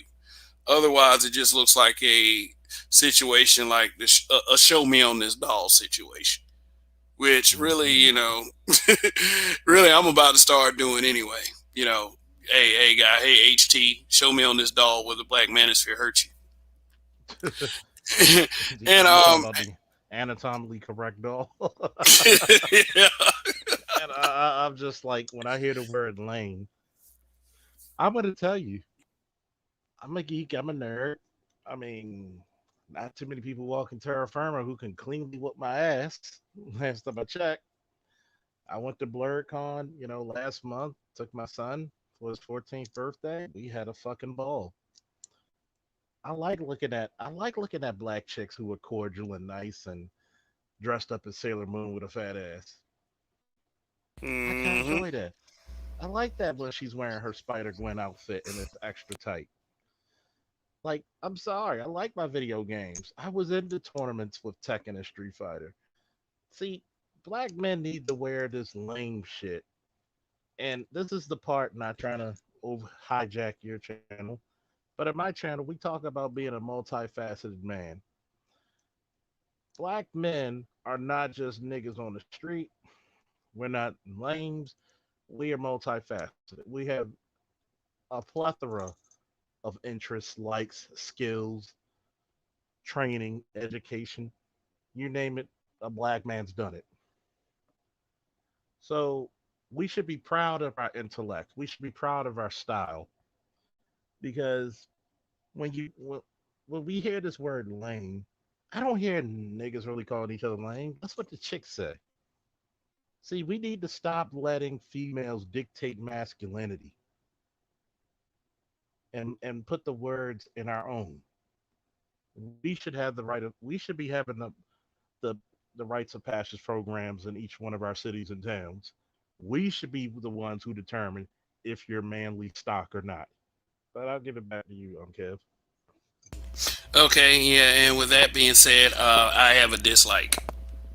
Now I'm feeling objectified by your male gaze. I was Yeah. saying, did I contribute to your dislike? No. I got that dislike about an hour ago. So Okay. that could So, that could have been anybody. But tell them to go fuck themselves. But anyway, yeah, yeah. No, I can vouch for Officer Faulkner when he says that he does have this. They do talk about on his channel about the multifaceted man. Yeah, and that's as I have on the screen. He does have the link to his channel posted in the chat, so definitely go ahead and give him a sub. And yeah, and for this particular broadcast, I noticed he's called himself the most powerful man in the universe. Well, that's just that. Well, so you feel a certain way. I'm gonna assume about the new He-Man on Netflix or the new Masters of the Universe with a little bit of He-Man in it. let me ask you something. Well, When one Jordan question I played do for want to ask Rael, but since I don't know if he's taking a break, he Hey, mentioned, yeah, Chaos Rain. Yeah, we'll continue that in a second, Officer Faulkner. okay, Go I'm ahead. still here. I'm still here. I'll Go put ahead. it I'll put it to you this way: when Jordan was playing with the Bulls, did you come to see Kukoc? Did you come to see him? Did you come to Yeah, see him? no, we did, but they put us in a situation where they're shoving Kuko in your face. So No, now they're just shoving coochie in your face. Like, hey, we're strong. Get the fuck out of here. Where's my dude? Look, if I don't see some motherfucker lifting some boulder and throwing it at some nigga with a skull head, I'm pissed. Go ahead with your question, Chaos. go ahead, Chaos Rain. if Rael, if you're there, Rael, you said that a woman committed murder on a black man. Was this woman 38 years old that had a master's degree, and I don't know if she's a teacher, that killed this black man because this black man, I guess, what's the word, dumped her? When did I say that? No, this was on the other channel earlier today. No, I was talking about a situation that can actually play out like that. I wasn't talking about a specific story, but I know what story you're talking about. Okay. With that chick that was, I think she drove a long distance or whatever. But no, I wasn't talking about her specifically, but I was talking about situations like that. Okay, get you. Well, I find it now because this was talked about last year about how the black woman or black female would try to, well, attempts to kill a black man, and for some reason the system will just give her a slap in the wrist if she's found to give a reasonable cause. You get me? In the system. So I do see that happen very soon in the seeing future. Well, I mean, Unfortunately. that's one of the, I mean, if people, watch Dr. Tucson Johnson's channel, I mean, he has stories that's like that. I think he just had one recently of a story like that where a black chick tried to run a dude down with the car. And so the reason why I tell that story about my ex or what she said when she saw the black dude with the Indian chick is because the one thing she had a problem with was the fact that he had freedom. He had freedom to exercise his options. And see, the thing about it is that the world has opened up to the average man in a way like we have the opportunity that explorers had when those were few explorers who were getting on ships exploring just new lands and shit like that. But the average man is getting that opportunity. The average man doesn't have to do what our great grandfathers did and work and slave for the family until he died to take care of the family. And then the wife live off his retirement until she died. We don't have to do that anymore because economies have become integrated in ways where men can really go out and explore. And the thing about men, that's what we're supposed to do naturally. This sedentary lifestyle where we're around a woman all the time and stuff like that. That's why we need different clubs. And if you notice, a lot of these liberal white females have been trying to destroy those clubs, boys clubs. Not boys club, boys clubs. Different things like that, where we go out and hunt, go out in nature, go into the wild, and things like that. Take our dogs and we out there, hunting. God damn it, building Ryo. They fires and fucked stuff up. like that. Come on, Ryo. Tell the truth. They fucked up He-Man. God damn it. Yeah, exactly. So now economies of that men have built the type of experience, have built development to the point where you can. We have dudes who got YouTube channels about being in different countries and then exploring the terrain. So before you even get there, you can get on the right channels, and they can, because even when you go to a different state, it's going to be a culture shock. So going to a different country, there's going to be a culture shock there. One of my homies who has traveled extensively from Brazil to Finland to different places, he said that's one thing that people really don't take into consideration is that culture shock. But the fact that you have men who have laid the groundwork for you, so to speak, that is telling you, yo, man, y'all can come over here, man. It's good, man. We good over here. So it kind of softens the blow, so you feel the confidence and the courage to say, okay, I'm gonna take that chance because these chicks over here they just too much for me. I can't deal with this. So now that leaves these women who, especially in our generation, I think a lot of the men up here, Generation X, that leaves a lot of those Generation X women who are tired of playing around and tired of hopping around, who need men. Now that leaves them in a pickle because before, in years past, they can get a husband at an older age. They can't do that like they used to. So now, because men were just resigned to just being with them, like, look, okay, niggas, ain't thinking about the only time you saw men who were going to, as far as black men who were going to different countries, usually were military. They were in the military. So now you have regular dudes, and I'm not saying regular is a disparaging comment. I'm saying everyday dudes who save their money, got disposable income, say, you know what, I got a week off vacation from my job. You know what, I'm gonna go over there and check out Columbia. And then they get that experience, and it's gonna change their life forever. So now they're like, I'm done with this. So now they have to put that spin on it, and then you got dudes who can't do it because they ain't productive. So they looking at these dudes like, well, them niggas ain't got no game. But if you got game and you getting all the chicks, why you care? That just means it's more for you. But the reason why they're complaining too is because deep down, they don't really want those chicks either. They don't want them. Yeah, you're fact. Yeah, because you wouldn't have to complain. More women for the pie.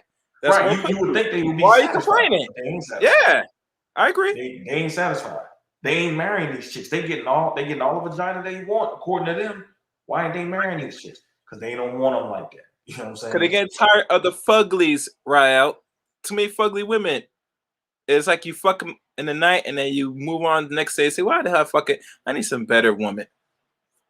They can't travel to go find women that's not severely overweight. Can we agree, fellas? I said I don't want no more fuglies. Right. I want that's what you. Look. Listen up with that though. If we want things a certain way, we're going to have to be at least almost to twice as good as what we want.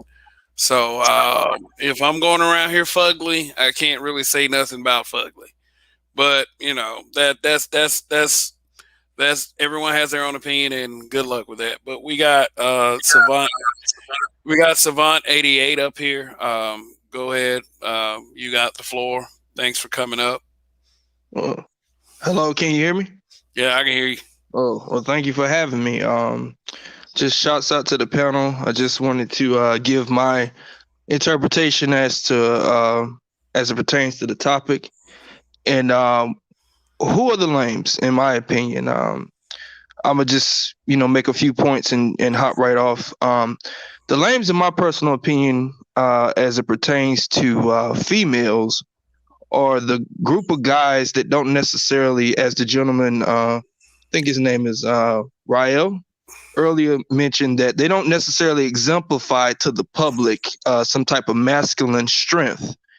especially in the eyes of females. You know, human beings, we're inherently lazy. And so what women are really choosing from is not necessarily the actual individual guy. They're really just choosing an archetype. So to them, they don't necessarily associate a guy, especially a black guy in a suit and a tie, with per se success or you know, that he's corporate. They associate it with whiteness because in their eyes, that's pretty much all that they see. And also, my final point, and I'm gonna try to make my point as coherent as possible, and I'm gonna hop off. Um, the lames, I guess, you know, just from my interpretation, they're people, you know, in the black community especially, we have a loose monopoly on socialization. So we don't necessarily dominate the America's economic system. We don't dominate the media per se, but we don't dominate socialization or socializing. So as a result of that, we place a premium, we place a lot of emphasis on how we communicate or the social issues that are going on in America. So if you don't necessarily find those things of interest, or you don't exemplify or correspond in that manner, then that's when you're outcast or castigated and labeled as lame, because you know what you find of interest in your particular niche, or what you find of interest, you know, so to speak, is just things that are outside of that socialization narration. You know, it's that scope is extremely narrow. Well, let me say this. I'm sure some of y'all have watched the show Power, or familiar with it. There was a very important exchange in that show that completely is relevant to what we have been talking about as it relates to is educated, so-called educated lane versus Pookie debate.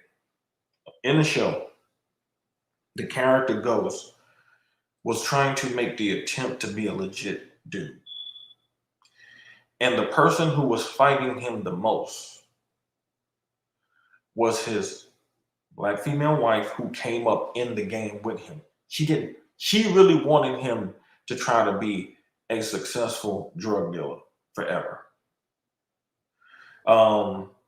His close friend Tommy, the white dude, they didn't want him to get out the game, especially his wife, but Tommy too. They didn't want him to evolve. Okay, and I think it's very interesting that it was a black female and a white dude. A lot of people didn't really see that. And so, but there later in the show, when she, saw he had, was, kicking it with Angela or whatever, she tried to upgrade. And who did she try to upgrade to? A so-called educated lame dude. She was okay with Ghost trying to be the Pookie forever. She wanted him to stay in that position. But when she decided that she didn't want to deal with him no more, she didn't go for his type. She went for a type that could make her, with his status, make her seem like she was of that particular class. And so it just goes to show you, because I've said this on numerous occasions, these females have played both sides. I've been saying for a long time, the problem with black females is that they try to play both sides of the chessboard. And that's not how they're supposed to operate. You're supposed to defend your king. And so the reality of the situation is that they've been caught. All this stuff that we've been talking about is really about them being caught and exposed in the open. And so they have tried to get so-called lames and Pookie types to be at war with each other. But depending on her situation, she'll choose the Pookie. And then on another situation, man, she'll choose the so-called lame. and you really can't fall for it. My mentality is very simple. When I see a female, if she like the real thug nigga type dudes, that's her type. I ain't got no problem with it. You know what I'm saying? I'm cool with that. And I've been like this since high school. But the chick that I really don't really care for is the one who 1 minute she with the thugs, the 1 minute she Yes. trying to be with the clean cut dudes. A perfect example of that is Lauren London from ATL, the character Nunu. I've never seen the show, but go ahead. Yeah, I know what you're talking about. Yeah. But you know, I agree with you. But the main thing, and you mentioned this earlier when you discussed, you know, when you were out with your lady friend and the guy walked in with the Indian girl, you know, you know, it really sounds like, you know, when the main thing is really just about opportunity for most females. You know, I don't know if you guys follow Roll Tomasi, but he said something interesting that, you know, men, we're really the idealists, and women, you know, they're more so the opportunists. And so to me, when you explain what she was saying, when you pulled her to the side, when you guys had a personal meeting and you questioned her, why did you make that comment? And she said, you know, it was more so about his happiness. So in my opinion, you know, when it's both about opportunity, you know, whether they date either or. That's just like, you know, an example of a sister getting angry at a brother for dating a white woman, but they don't get angry at their own kind when, you know, when they date a white guy, because it's really just about opportunity. You know, they're what they're really saying is that that's an opportunity missed for them, or because it goes back to that socialization, you know, what I mentioned earlier. Yeah, I've seen situations where a female. I remember when I went to Clark my first semester in college, and it was this chick from Jersey, and we were just cool. We would just link up and go to the cafe and eat together. But I wasn't trying to holler at her because it was always, it was so many dudes trying to holler at her. So I was dealing with a chick anyway. So, but man, when she saw me with the chick I was dealing with, man, she completely flipped. And from that point on, she basically threw the pussy at me. And I didn't bite. And it shocked her, like, that I just wouldn't bite. And you know, the chick I was dealing with, she would say things. She's like, "Man, yo, are you fucking that chick?" I'm like, "Why?" She's like, "Man, one day I saw her and she saw me and she just started calling out your name." I'm like, "What?" And she was just doing little stuff like she just completely changed. Like, she had a lot of dudes trying to holler at her, but it was just like the one dude who didn't show her no attention, who didn't even, and she was banging. We used to call her Little Jada. Because she looked like a little Jada Pink. She was actually prettier than Jada Pink, actually. Had got green eyes, just right. And so, but man, I didn't even budge. Like, I was like, so, you know what I'm saying? Because I could get me mine, so I wasn't tripping. And so, a lot of times, like, the reason why they respond to black men like that is because they view black men as their property. Like, they look at that black man as like, he's one that got away. Even if she's with a dude, it could be a dude from another racial group, and they'll still look at black men like that. Because in their mind, they believe that this is what they believe. And I know a lot of dudes might not think this, but they really believe that there's no amount of bad treatment that black females can do to black men that'll make them leave black females. And unfortunately, what they're finding out, that is completely untrue. Like, black men are exercising options when they have them. And so now it's a rude awakening, because imagine the females when we're not around, who throughout the years who have this mentality towards dudes, and like, okay, I got this dude, I got this dude, I got this dude, and I'm playing these dudes, they ain't going nowhere. She's looking at dudes like they dummies, you know what I'm saying? Until they actually see men who, you know, are black men who actually exercise options. That dude is letting them know, like, you ain't got me though. And that one dude, you know, one dude, it could be 100 dudes, and 99 of those dudes like that chick. The one dude who rejects her has the most power over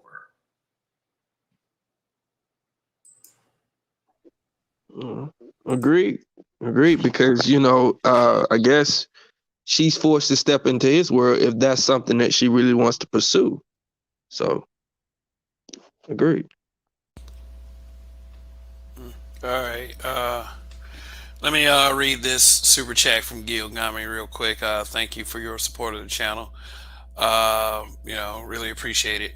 Say the ADOS people are stuck in an advanced form of mantis old mating dynamics.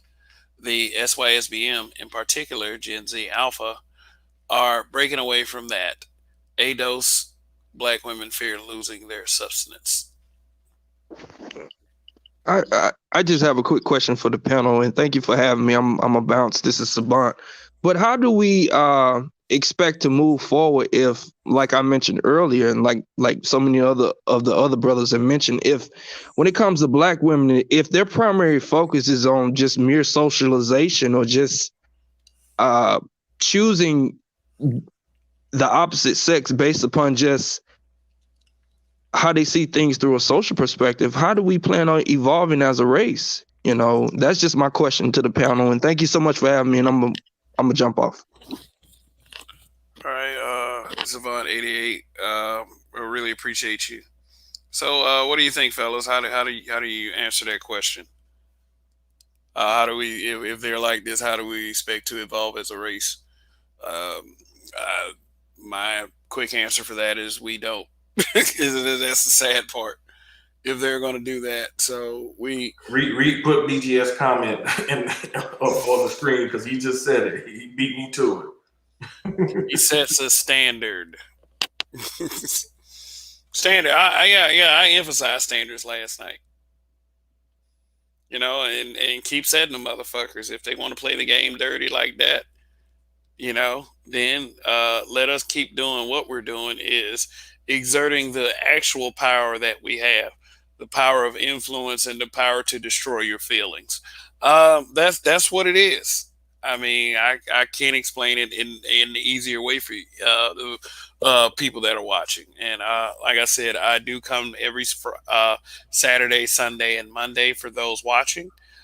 So hopefully you guys tune in for, you know, tomorrow night and the next week. So I yeah. mean, see, the thing is that, see, they've been trying to punk us, like this swirling stuff. Like, I mean, BGS, it just did a video on all the failed swirling that black females have have participated in. David Carroll has talked about this for years, about these corner these Arab stores on the corner that employ black females in the gas stations and corner stores, and they got these mixed baby. Like, he's been talking about that for years.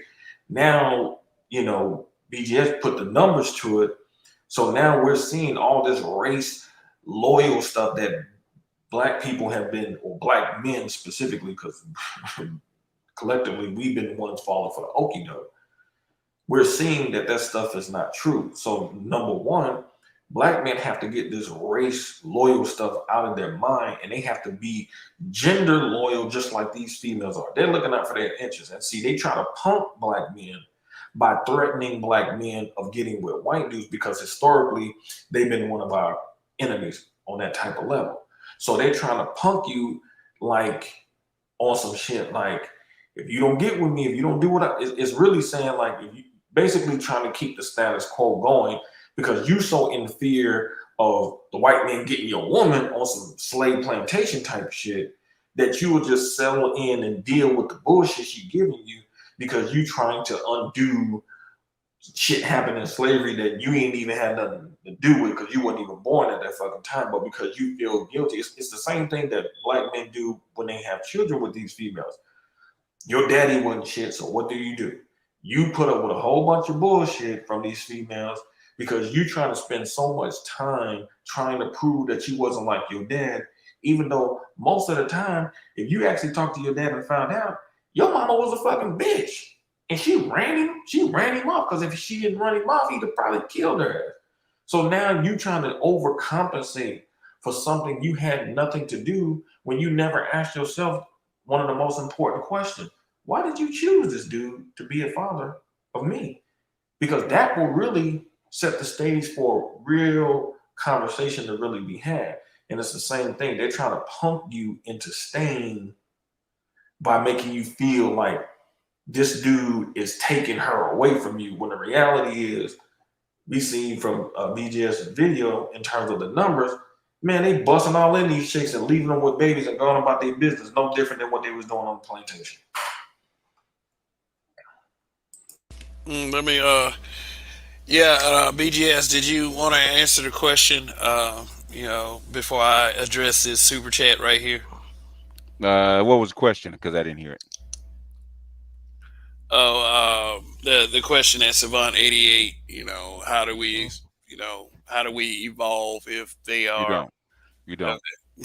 okay. You know, basically, the deal was brokered back in 1945 to actually admix black people, and we're halfway through it. They've been socializing kids through school since 1954 to actually accept except being blended into the white community. And it's basically that's what you're seeing with the younger millennials and the Z's.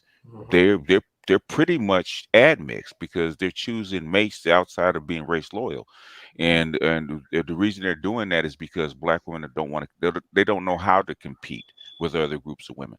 So basically, you don't, because these younger men aren't having it. I talk to them all the time. They said you're exactly right. It's not. That's how come. Even though Soul and Black, he disagrees with me. He actually, Gen X actually put up the wall of a wall of silence as a protest, right? And I said, now what they're facing is a wall of indifference, because the younger generations don't care. Younger generations, well, black boys, they don't care.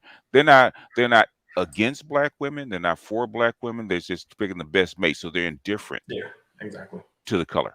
It's an ambivalence. Yeah, ambivalence. Yeah, because every father I talk to that has a son that's a Gen Z or younger millennial, they say exactly the same thing. My son says exactly the same thing. I said, why don't you date black girls? He said, because they're not nice to me. They don't treat me well. So he goes for women that treat him better. Yeah, and go where you appreciate. Yeah. Yeah, we're seeing black men who are fathers whose sons who are in elementary school asking questions like, why are the black girls so mean? Mm-hmm. And when you have those questions being posed to fathers specifically, we know the black girls are not raising themselves. It's not their fault. It's not their fault. But when they become women, it becomes their responsibility. Mm-hmm. And unfortunately, they don't have anywhere to go to actually get help. Like now, we're seeing spaces where we see non-black women participating in the conversation of black male and female relationships. Mm-hmm. So this is something that Kevin was trying to really push back, like, because he was getting a lot of black female complaining. He was like, man, y'all don't really understand how many of these women want these brothers. Mm-hmm. Now I'm trying to give y'all a chance to straighten up and get right, but because once those floodgates become open, it's a wrap. And so now, what I was looking at some parts of the Lapiche show the other day, and when you have a Islamic woman who is on the show saying, "My father picked my husband, he vetted him for me," all the things that we have been talking about is being confirmed from other groups, and instead of these women listening, you can see these women like it's like they brace against it. They brace against it. Yeah, they'll brace against it. It's like, even though they say, well, we want to fix the community. Well, how you gonna fix the community learning from the dumbass women you around? You're gonna have to go outside of what you've been taught to really understand. And that's a good group to kind of learn shit from in terms of how you really need to be as a woman, because you're completely out of order. they making it seem like it's a racial thing. It's not racial. It's just that this is a particularly different group. This chick just happened. She happened to be like Lebanese, They're not but used to men there are having plenty standards. African people who are Islamic, and they can teach you the same thing. But when they get that pushback from other women from a different viewpoint, that's when you really see when it's just men saying it, it becomes they can always default to the gender war thing. But when it's another woman saying what we've been saying, they can't make that argument, and it really sticks them in their craw like that. It's supposed to because it's real like that. But a lot of times they still, even though they'll try to front and say, "Yeah, we're gonna get along and we're gonna get ourselves together," but when another woman come in and check them on from another group, and she has the proof and the results and showing that she has that, man, it's a whole different ball game. And that training, man, that conditioning, man, is still gonna pop up, man. All right. All right, let me read this real quick. This super chat from Connie Chung Black. Thank you nonetheless, but I'm going to address this one directly. She said, question: do some of your guests hate white supremacy as much as black women? Thank you for having me, Mr. Host. Okay, look. First off, I didn't actually have you. You just kind of watched. So, but thanks for coming by. Zach, I don't think that you did say some, but I don't think what was expressed was hatred for black women. I mean, that's kind of the default response when we have anything critical to say about black women. But when you hear black men talking about black men, and even in some cases being harsh and shitting on black men, you never imply that those black men hate black men. Like the tit for tat thing. I don't think that's the best policy, but you have to call bullshit. At a certain point, it ain't hatred because you're getting criticized. It's not. It's this whole incessant, kind of talking point that you guys have that we are supposed to lead, but you want that without suggestion, you want that without direction, and you want it without consequence. Yeah. So, yeah. Yeah. It comes down to this, and this is what I want to say to Connie Chung Black. Do you want to say the black community or not? If you don't, then let these men go their way, because really it's not the hatred. Basically, this is frustration. They're trying to get you to straighten up and fly right, because for the most part, black men really do want to be with black women because that's where we feel safest. But if we can't get black women to actually treat us decently, guess what's going to happen? This is going to go their own way. And when we stop talking, that's when you need to worry, because That's exactly what I've been saying for years. because trust and believe. You see what's happening on the street right now. Okay, the black community doesn't have any more time. We're out of time. Okay, I would say 5 years. Like last year, I would say 5 to 6 years. You're out of time right now, because once all this stuff clears and they start dumping these people on the street, it's going to be all out competition for the best man that they can get, no matter what color it is, and you will have to compete. Otherwise, you will be out on the cold, And point blank. Period. And the thing about it, I hate these words that they try to use like love and hate, because, like, first of all, I'm gonna be honest with you. I have no love for any group of women who will miseducate their own boys and not allow them to be able to compete in this world. Especially those who claim that they're the most educated in the damn country. No, this is a national crisis. You understand? Like, this is on a level of back in the 70s and 80s when they had the Mothers Against Drunk Driving campaign. This is what this is on the level of. And these women not only are, because they're mostly silent, but when there are initiatives that are brought out, like Obama's My Brother's Keeper, that are trying to address these issues, the educated women in Black America had petitions to stop it. So this ain't no just we just out here, we just hating black females because we can't get no pussy. This is beyond just getting some pussy. You're talking about the foundational building of your children, so when they get older, they have the good habits necessary, the good study habits, so they can read and process the information. so they can actually synthesize the information and critically break down the information so they can actually understand and test well so they can come out here and compete. I remember when I was finishing up my degree. Now this is college. This is when I was finishing up my bachelor's. They had things in classes when I was in where they were having to teach people, pass out these little kind of leaflets, sheets of paper, basically trying to teach people, and I believe it was mostly towards the females, how to actually write complete sentences in college, because they were getting so many students who could not form a complete thought in terms of writing, because most people they don't understand that the way that you talk every day is not how you write when you're talking about presenting information in classes when it comes to writing papers and things like that. And they could not even write complete sentences. And these are the types of women who are trying to get education degrees so they can come out here and teach your kids. So not only they're not teaching their own children how to read, especially their son, then they're getting teaching jobs to undereducate your children too. Man, y'all, no, no, ain't no love for that. None. You know what? I'm gonna say this, and I don't know if you could put her comment back up there. If you can, please do, because I want to address it. Give me Okay. five. Give me 5 good reasons we shouldn't have disdain and hatred for you. Fast Give me real. 10. That's right. Give me one. Give one. Give me one. Okay? Because see, I'm not afraid to talk. See, what you really want to do is play these fucking things called semantics.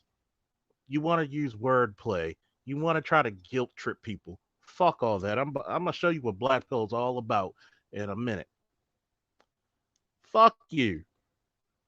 And I say that from the bottom of my black ass heart. Because obviously, if you gave a fuck about black men, you wouldn't made such comment about if you hate white supremacy and black women. I don't hate black women, but tell me one reason why we shouldn't. I think a lot of black men are fucking foolish. Anybody else, any other creature in the world, a goddamn gazelle is smart enough to run from a fucking lion. Give black men a reason why we should just not leave you the fuck alone. And I'm not even into interracial dating. Give me one. And don't give me your mama black. I'm not fucking my mother. Give us one that we should be loyal to you. Let me see. What's a good indicator of future progress? Past progress. And if we go back into your past, it's pretty shitty, faulty, disloyal, and destructive. So just give me one. And don't And if use you're gonna slavery answer, either. and fuck y'all in slavery because y'all had more rights than we did. Yep. You always had more education historically. And you get these little fucking proxy positions. And you vote against your son's self-interest. But then Mhm. have the audacity, and I mean the fucking audacity to say, oh, there are not enough good men around. Yeah, because you fucking castrated them all. And the ones smart enough to fucking leave or get educated said, fuck you. You weren't with me shooting in the gym. You weren't with me in the mats taking motherfuckers down. Hell, you damn sure weren't in the classrooms when a boy has to go through some of these god awful public schools. I'm looking at you, Baltimore, New York, Detroit, and others, and can't even get a fucking decent education. I'll see you marching and I'll see you protesting a goddamn store, but you'll sell yourselves for a fucking pack of weave. But you won't take your ass down to North Avenue and say, why can't my son compete against that white boy? Because to you, that white man is God. That white woman is who you want to be. And I'm sorry, there's no room for Benedict Arnolds in my army. So fuck you again. Thank you.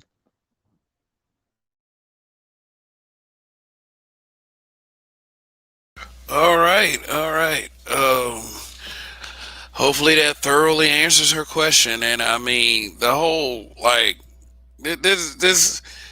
And although you got that response, this is the kind of shit that we get tired of. That hate word being thrown around. And Okay. Yeah, and and so what? So if we did, so what? What are you gonna do about it? We have probably a good reason to hate you if that was the case. Okay, we wouldn't be talking about you if we hated you. We just leave. mm-hmm. Yeah, but we got Mr. Z up here. What's going on? What do you have What's to say going on the on, topic? yo? There But you go. Man, I'm driving. I wasn't even gonna come up. You know, Ross here, Charles is here, BGS is here. I'm like, okay, they got this shit covered. They not. I'm not gonna say nothing new. But once I saw that damn comment, ah, oh man. Okay. Once again, because I'm a glutton for punishment, I actually engage with these people like a Yeah, you dumbass, do. Yeah, you do. right? And it's enraging because it comes down to some ego shit. Well, it's the way you speak. It's your tone. It's your look, lady. Okay, we're dealing with real shit. Black men are in a real handicap position while we walk into the fourth industrial revolution, and you don't know how big this gap is about to get. You have no idea how bad this shit is about to look this century. Not in 3,000 years, not in 300 years, within the next, what, decade, BGS? No, Two at decade, most? decade. Are you kidding? you, Try 5 years, man. you see? It's, So, you know, when Jason Black, who's late to the party, is complaining about automation and jobs going away, you know it's already happening.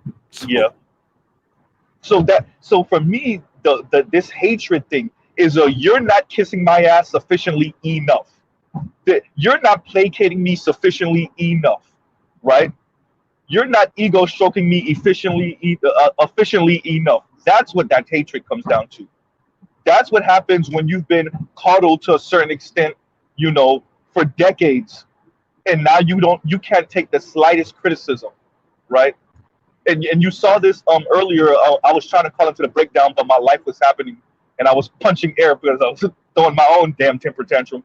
Um, so one of the girls that put a comment in their comment section said something like that too, right? We got to rest in our femininity. This is some weird shit y'all women are on right now. This shit ain't gonna work. Y'all gonna be looking real sick yeah, like tomorrow. they keep saying the same thing. Do you think Becky and Loopy are gonna rock with you? In other words, ain't nobody else gonna want you. I've been saying that for like since the 1930s. Okay, and guess what? Yes, they are rocking with us, and that's the problem that Exactly. you're having. What Hold you on, mad let, let about? me let me address that. First of all, these females don't even understand what the hell they talking about. Look at all these black men that be at the NBA draft, Uh oh. NFL draft with these damn white girl, non-black females. And let me Hmm. tell you something that you black females don't understand. Many of those females made an early investment in those dudes. You want to know why? Let me tell you how pathetic this shit is. Many of these dudes come to college and they can hardly understand what the hell they reading. They don't have, they don't have, I'm not gonna say they don't have the mental capacity because anybody can be trained. But at that particular time, they didn't have the critical thinking skills to really ascertain what they had been reading. So guess what a lot of these white females have done for these black men in college? They sat down with them, they went through the material with them and they got them to understand, helped them write their papers. A lot of times they wrote their papers for them specifically, specifically, so they could keep playing sports, so they can make it and fulfill their dream to get into the NBA, NFL. And then guess what? She get the reward for sticking with the dude through that. Meanwhile, you black females, because I've been in college too. And most of the time, when I was in study groups and shit like that, it wasn't black women in these study groups, whites, Asians, stuff like that. But it wasn't black females in these study groups because when y'all in college, it's all about you getting your job. You don't need no nigga and shit like that. And then when you see RG3 or another black dude with especially a Becky, you calling him a sellout. But you was in college with some of these dudes too. Did you try to help him write his paper? Did you try to get him help? Did you try to get him the assistance so he could understand what he was reading? Not because he was dumb, but because he was miseducated. And his mama, because she was too busy running the streets, chasing dick in the fucking street, she wasn't reading him bedtime stories like the white mothers be reading their damn kids when they 3, 4, 5, and 6. And that's why you have such a word gap in between black children overall, especially black males. But when they hitting 5, 6, 7, 8 years old, because they've been reading, and a lot of people don't realize, man, white people be having they damn kids reading A Tale of Two Cities and shit, Charles Dickens, in middle school. Summertime, they'll give them a whole book list because they understand once they get to college, they're gonna have to read this type of material and be able to present it in a paper in discussions like that. So they already preparing them for that. Meanwhile, you dressing your son like drug dealers and shit, thinking that shit cute. So did you really make an investment in your sons like that? Even on some racial shit, the damn white girl, Becky, gotta help your damn son in college read the goddamn books because you was a punk ass, sorry ass mom. Raw, you might have went way over their head with that. It is no need all of that you're saying. That shit went in one ear and out the other. In all honesty, this is what it's gonna be. Y'all are gonna see what the fundamental problem with playing musical chairs is like tomorrow. Y'all are gonna be out here in the cold. Musical chairs is about to be your life, right? It's gonna suck not to have a chair in this within this decade. Within Right? 5 years, Well, within yeah, this year. yeah. Okay, this system, Kansas is getting ready to go bye in a hurry, Dorothy. Okay, you're going to Wizard of Oz in a heartbeat because uh, Biden is not playing. Biden is not who you think he is. Okay, I keep telling people Oh, before they even elected, he is not who you think it is. He will save this union, and if it means your black ass is going to go down the tube for him to save it, by God, you will go down the tubes. Okay. oh, See, and to add on to what Rob was I saying, can't also, you mean, wait I can't wait till you know how it feels to be a black man. Ooh, I can't well, wait. I want that to too. see your vaunted strength. I want to see your Uh oh. alleged independence. I want to see all this indoctrination. I'm sorry, education that you so greatly hold to your heart. I want to see it all in action because I've yet to see it. I had an ex who's a sergeant in the police department. She says I'll probably leave and become a teacher, and I laughed at her. You'll never see this money again if you leave. Mm-hmm. Why do you think she went for the promotion? Mm-hmm. Stop bullshitting a bullshitter. See, the problem with this is that you black men out there need to fucking learn some psychology. You need to learn male behavior, female behavior, and guess what? It's gonna become so easy that you will literally predict what the hell they're gonna say, what the hell they're gonna do, and all their little ethnocentristic ways. It's You too know, easy. Raw was talking, I was just telling myself, Raw, it's not even college. In high school, when you see these kids getting drafted, the black mom got to damn near use a crowbar to pry the white girl off of the black dude. Mm-hmm. Look at these videos. You gotta use the jaws of life to get the white girl off of these boys. And basically, I said it. White girls at the top and Latinas at the bottom, and that's what's happening, and it's accelerating. In Yeah. fact, if that's how come they're Yep. trying to push that people of color stuff in this critical race theory to they actually teach more of a blended history, right? Because they want people to mix. They're going to force people to mix. That's how come they're gentrifying your neighborhood. Chicago's the last holdout. Once they decide they want to go in and bust up the Chicago black neighborhoods, it's over. Mm-hmm. You had black politicians, man, before Trump came in office that was calling for it and asking for the National Guard to be brought to Chicago. Mm-hmm. So what does that look like? What does it look like when the system now wants integration black women? You think that's gonna be a good look for you? You're not thinking what and thank you, Black Ood, for bringing this term up again for me. You're not thinking about the unintended consequences of what that looked like for you. You only think you're gonna end up with Brad. Nah, bro. If everybody have the same negative view of you in a system where people are integrating, that's not gonna be a good look at all. Somebody gonna be out here lonely, single, with the hair rollers. I don't know if you remember this song about 20 years ago. It was called Young, Sad, and Blue. Okay. See, it was a young lady breaking up with her boyfriend. You know, all them fucking songs that black women go crazy about. I like to give my rendition of this song when it's called The Country's Breaking Up with You. Mm-hmm. See, I've said it once and I'll say it again. If you got a black man that makes over $50,000, kiss his ass because he's a superhero. Most black men are not making that.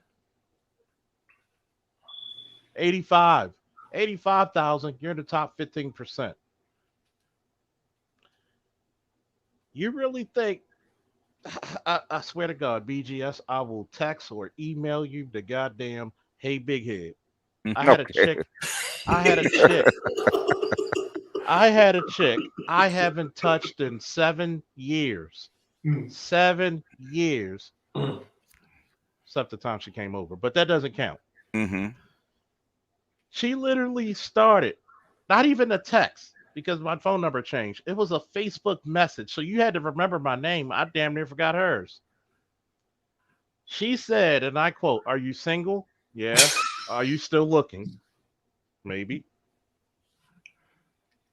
And this is somebody with a master's degree, They better with get a that blatant. with a hospital job and a side business. I've told you, I go through more college women than goddamn administrations. Mm-hmm. Okay. Mm-hmm. So I'm not dealing with the low hanging fruit. These are the educated women. Hell, I was talking to a PhD candidate. And if you and also like, share, subscribe, my man Kev shit, and also go over there to watch that on BGS's channel and my channel when we kind of dissected her like a high school Oh yeah, a that was science funny. fair frog. That was funny. Yeah. The point that I'm getting at is that you think these women with all these degrees are safe. You're not. Oh, Because a lot, you're probably the first hit. I tell you, and this is funny because Dr. J just told me this a couple days ago, right? Because he's in that sphere, right? Mm-hmm. And he's got a lot of contacts, with the upper echelon, right? And he's saying a lot of these degreed chicks, what is Kevin Simmons call them, the degreed walkers, are showing up to actually apply for jobs that they're not qualified for. So they have a degree in something and showing up to a tech company trying to apply for jobs. And you have Mm-hmm. and you have You a got a degree in degree. psychology, you got a degree in black You studies got or a something like that. PhD. You got a Mm. PhD in women's studies, trying to And work women's at studies fucking trying to try Tesla, try to trying to try to work be at Tesla. It Tesla ain't or Google, translating. yeah. It Yeah. ain't translating. It's not. Yeah. I, I mean, I was saying. I was So saying this let's 10, be 15 honest, years ago. fellas. Let's be honest, fellas. Most of majority degrees black women get anyways dealing with to interact and communicate with people. There's not some really technical where the world could use to build off. So if Yeah, you but it ain't has But a but degree, you have but a chaos. Hold on, chaos. chaos. psychology, social work, or Chaos, anything like that, you're chaos. not Listen getting for a those techno second. jobs. It's No, real no, shit. no. Honest. Ca- We already know. Well, the thing is, they're desperate to. They know that they're desperate because the jobs that they did have are drying up. They can't get those nonprofit jobs to communicate with people or push paper. Okay, so they're desperate. That's why he said they're showing up at these jobs where they didn't I, before.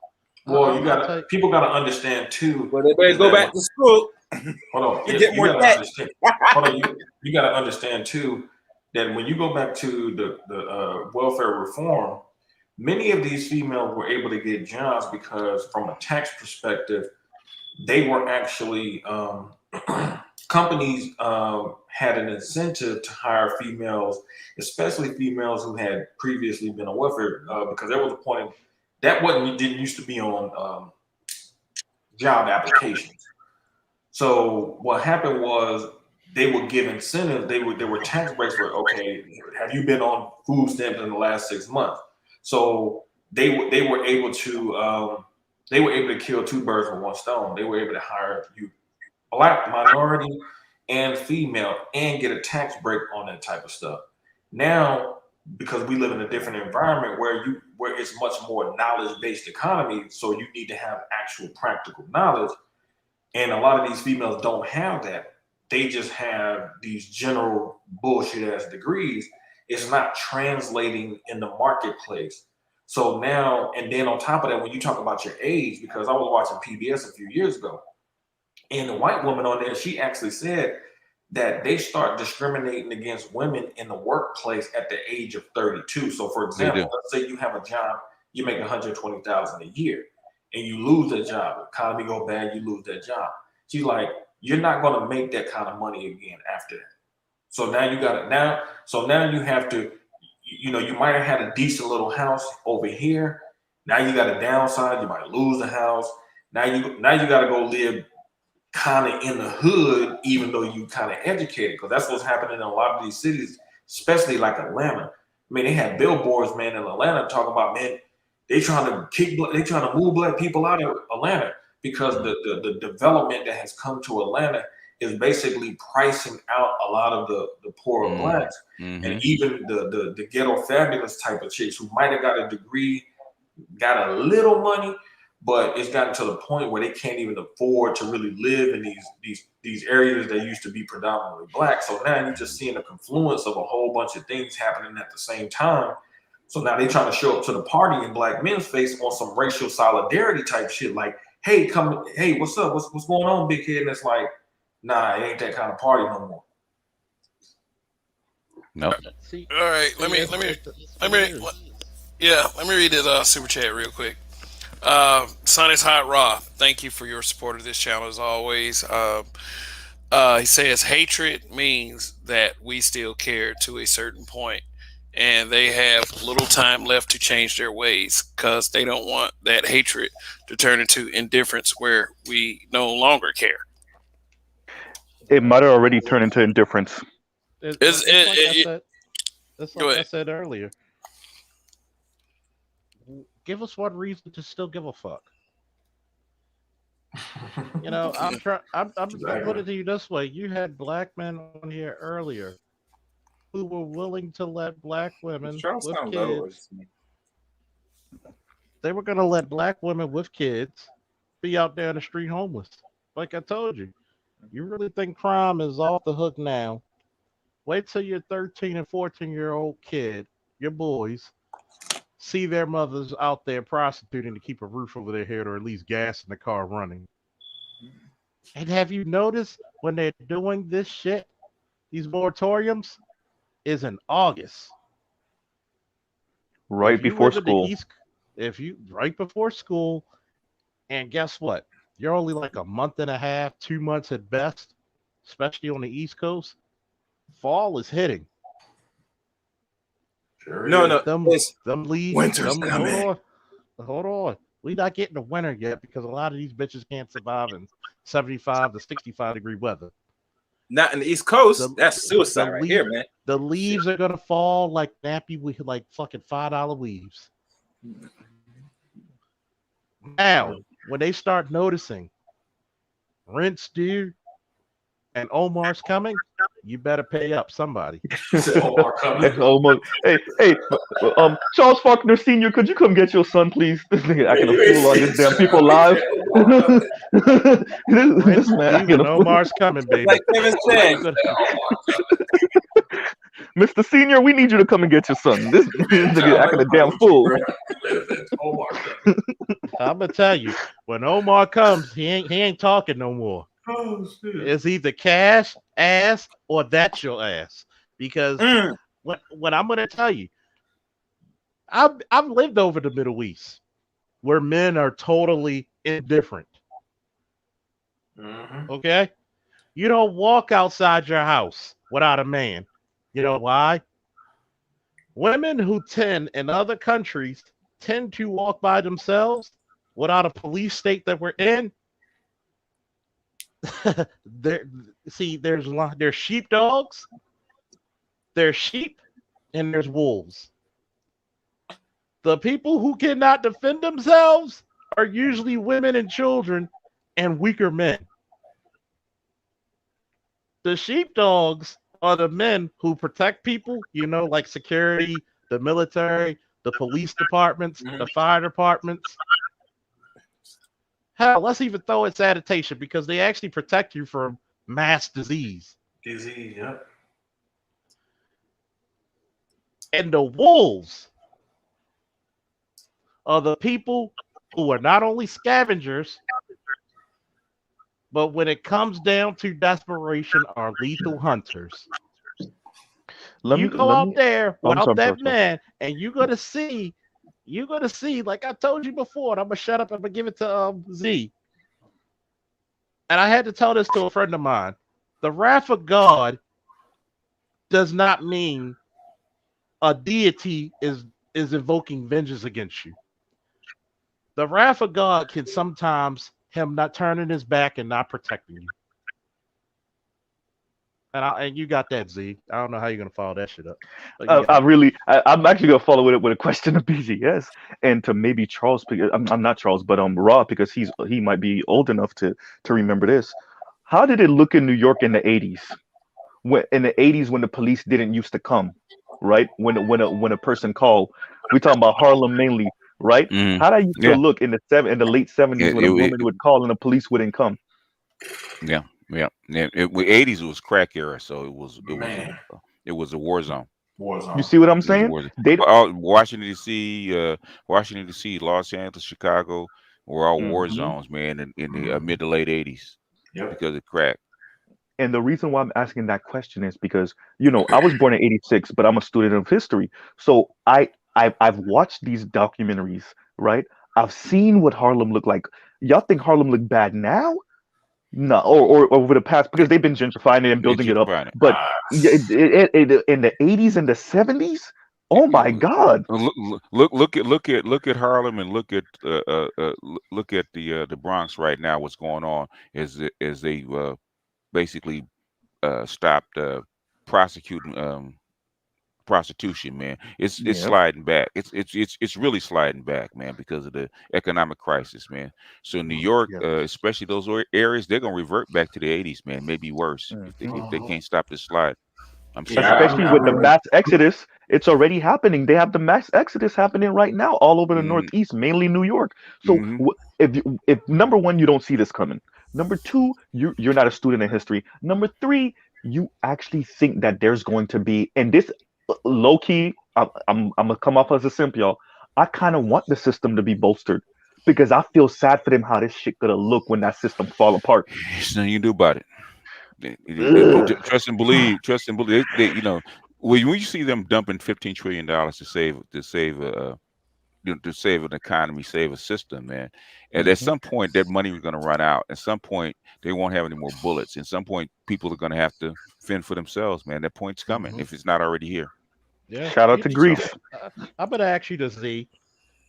Do you know the Marvel character, the Juggernaut? Yeah, yeah, yeah.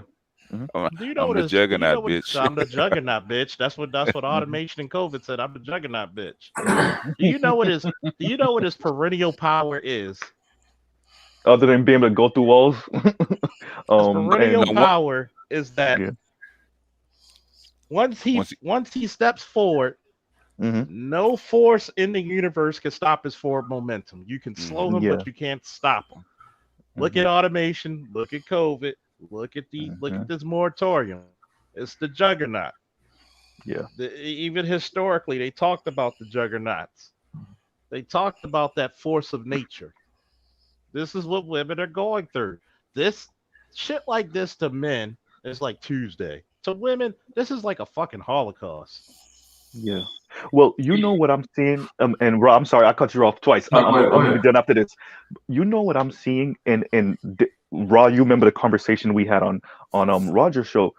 What I'm seeing when you see like brothers in the comments right now, that's like let it burn, right? Let it all fall apart. I don't think women know where that come from. Y'all have no idea. Y'all see those comments sometimes.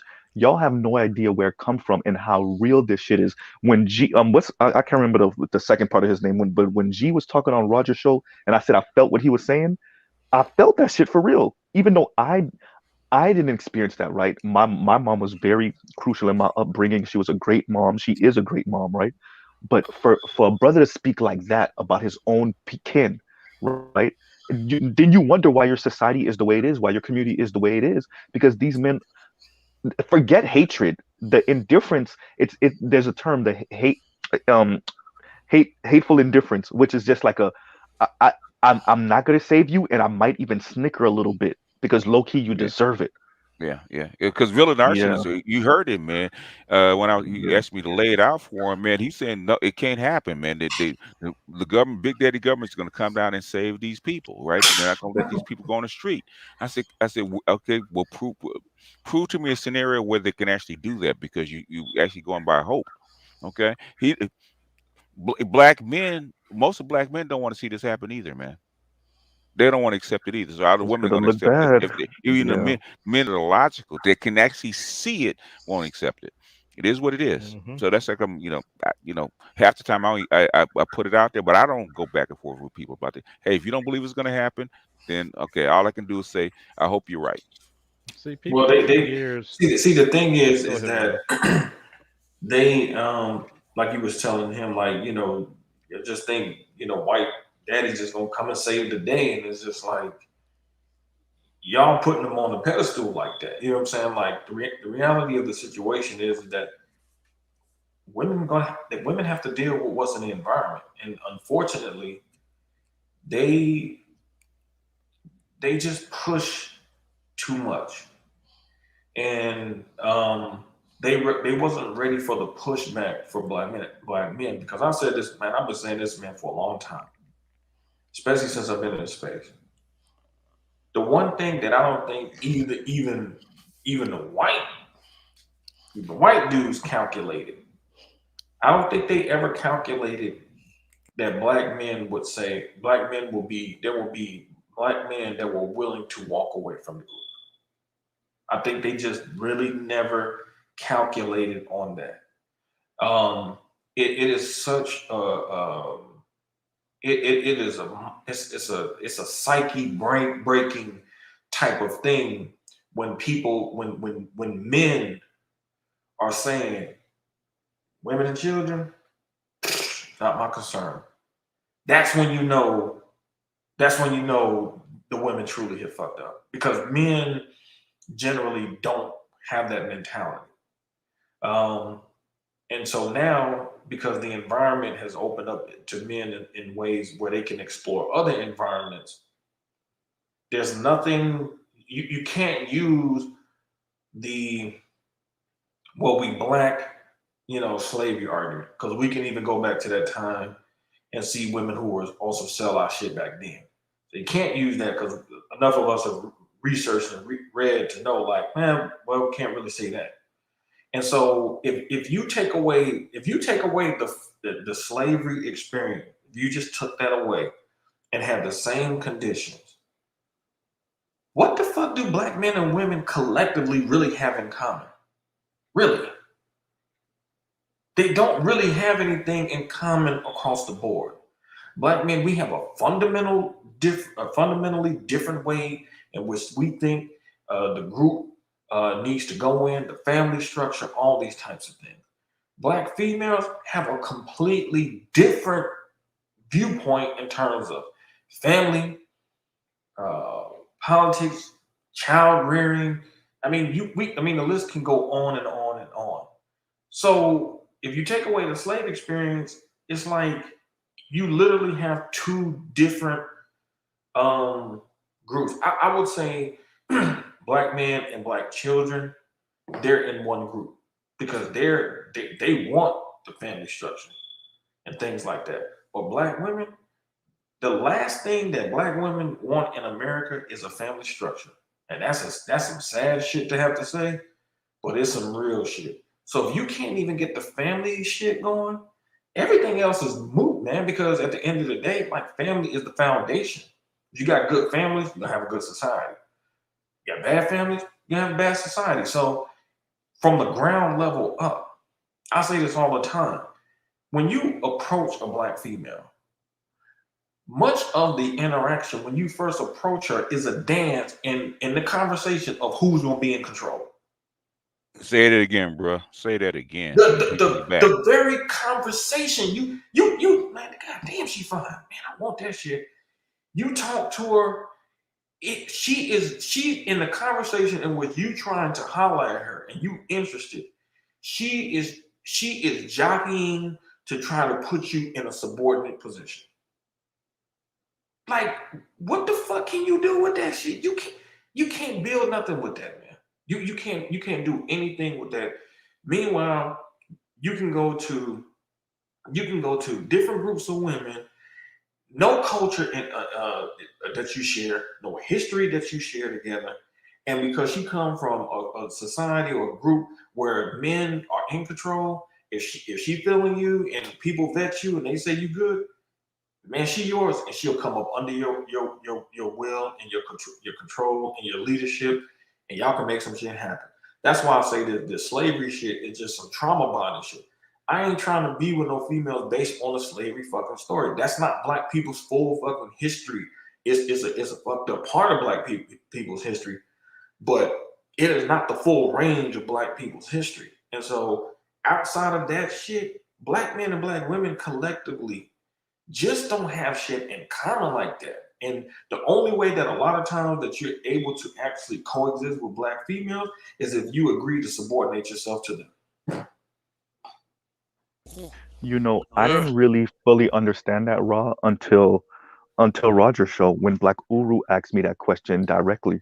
I was like, I said something along the lines like, "Black women, y'all don't know white men," and Black Uru was like, "Do they know us?" And I was like, "Oh shit, nobody ever asked me that before," right? And I was like, "What?" And I remember this vividly, and this was like 6, 7 months ago, maybe even 8, right? And I just remember being like, "Oh, that's true. Do they?" Do they true Hmm. even though they grow up in the same, and that's even worse if they don't know us because you go to the same schools as us, same church as us, you live in the same neighborhood as us, right? And for you not to know us, because it should be cake for black women to get black men to marry them, right? To have children with them and all this stuff. When you see us running for the hills in any great number, right? And like Charles affectionately says, and we're supposed to be the garbage men of the dating world. And you see the garbage men of the dating world saying, "Nah, you too smelly." What the hell? Nah. Motherfuckers starting to develop a new taste. Well, who's Right? gonna cook your fried chicken? Well, you bitches haven't been cooking at all, so we've been going down to the shop to Mama Son. Okay. Well, what about niggas are getting a taste of tacos and veal Hmm. and calamari and shit. Shit that niggas can't spell. See, Yeah. you can't. This lets you know for the most educated. We know they're not they're not the most educated. For the Hmm. so-called most educated group of women, you really let your obsolescence and stupidity show. Yeah. Like a woman whose stomach is poking out like she's pregnant, but she never had a kid. Her Uh-oh. midriff too damn far. That's how their obsolescence have shown. Think about Well. this. If black men said, "We just want you fitter, more inspirational, kinder, more caring, more loving, and just cooperate with us," shit that women naturally do. You it's like the joke when well, what was the dude Bruce Jenner when he became Caitlyn and he became Woman of the Year? The running gag was women suck so much that men beat you at it at that at that I mean, too. like all jokes aside, It's um, it's funny. You can't even be women. Something that's natural. You're supposed to be a rose in the garden, but y'all mm, constantly want to be the hardest niggas on the block. When you you, get treated like the nigga on the block, there's a you fold. problem. You fold. You Simone Hmm. Biles. We don't quit no more. Hmm. We Biles that hoe. So Yeah, Oh you my heard it I'm here a, first. can I You read All right, something? all right, all I right. just Go ahead, Orion. Go ahead. I just want to read something to y'all, just so y'all just really understand. Like, we really, Malcolm X said a long time ago that we need to connect with our people in the diaspora, and I said something like this even in college, because I think that we have just really unique experiences that we can really actually learn from on both sides. And this was a conversation that I was having with an African woman who I think she's in Tanzania. We were talking, and you know, I didn't feel like she was really respecting my time, and I had to really check on it. But it wasn't like I, cussed her out, but I had to just, just assert that the particular stance. Um, this was her response. Now, this is never physically met. She's on the continent. Um, that's the plan. This was her response from many miles away. She said, "All right, love. I hope you have been okay though. It's just that I really like you and want to start something with you as we get to know each other. Maybe I need to work on my communication skills a lot more so I don't come out disrespectful. I fear to text you sometimes because I know you're a busy person and wouldn't want to disturb you. But now I know how to handle this kind of situation. Thank you for the second chance. I will do better." Have y'all ever heard a Black American woman say something like that? Mm. Let's juxtapose that raw with my. Unless I'm sorry. I'm sorry. unless you paying her. I But go mean, ahead there. okay. So let me give y'all a prime example. I just got home. I don't know. Y'all probably heard the car noise and stuff earlier. I'm on the live with y'all. Guess what? For a second, y'all didn't realize it. My girl called me. I was talking to her for a second. She just wanted to make sure I made it home safe. See? Now you know Damn. why I'm with her. Yeah. All That's why I'm right, with her. Yeah. all right. Hey, gentlemen. I gotta wrap this up.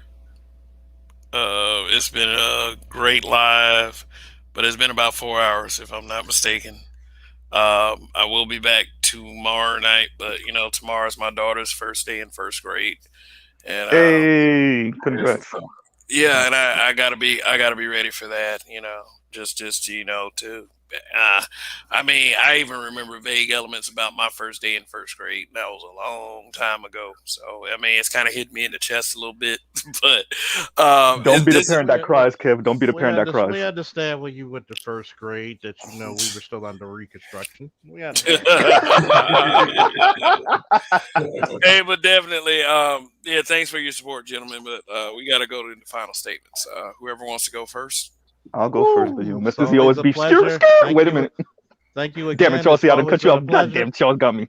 Fuck Charles you. got I'm me cutting you today. off. I'm pulling you over, motherfucker. You see the Mhm. red lights inside. Woo! Mhm. It's always a pleasure. Thank you once again. Every time I be like, I'm gonna open up a goddamn stream, here comes one of you motherfuckers. You habitual Mhm. fucking line steppers. Mhm. God damn. Yo, All right. habitual. Well, I had to repay him because I stepped on his last week, so I had to come in and share his this week. Woo, I thanks a mean, lot. hey, let me put to y'all like this. Look, Mhm, you have a YouTube channel, you have a platform. mhm, You can't really say anything like that. You can go on whenever you mhm, want. Yeah. I mean, mhm, just like I can go on whenever I want. That's up to the audience. Mhm. mhm. So I can't bellyache about that.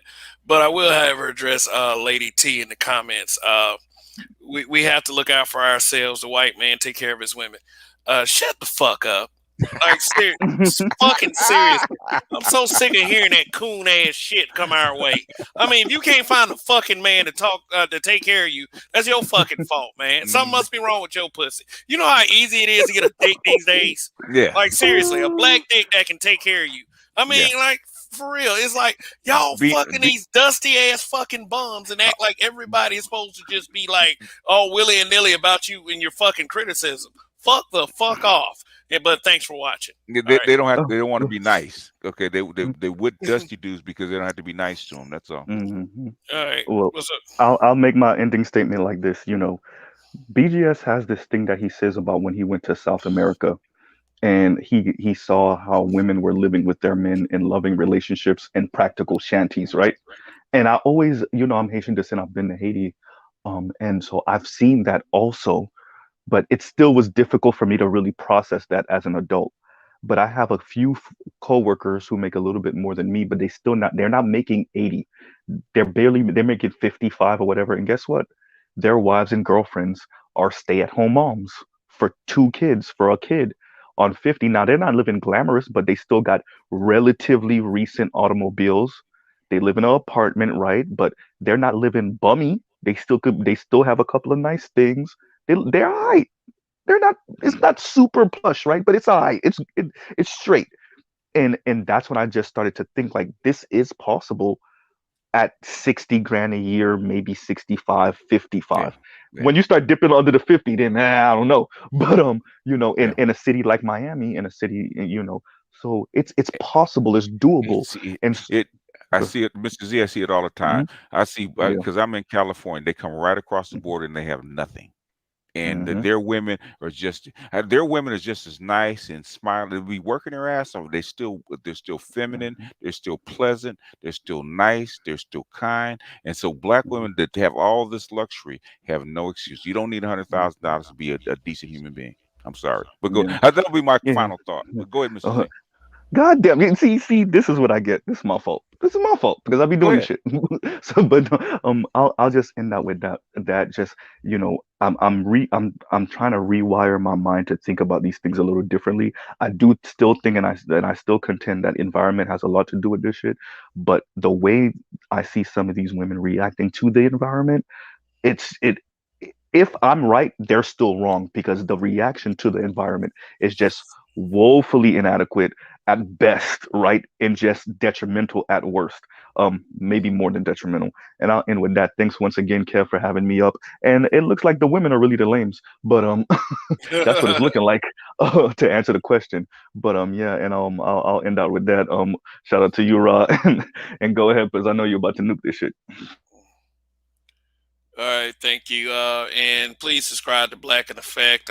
What I'll do is I'll start community tabbing this stuff, and always check out my community tab for content creators. That yeah, if I put them there and they're a content creator, I do endorse their content. So you can trust a habitual line stepper on that. So Rael, you got the floor. Thanks for having me up, Kev. Piece of the panel, piece of the chat.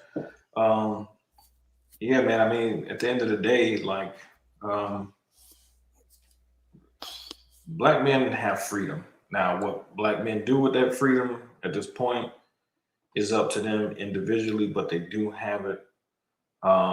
It's really the first time that black men really have been able to really exercise their freedom outside of before Reconstruction really ended, you know. And we saw in a short time what black men were able to accomplish when there was really no government interference in what they were doing.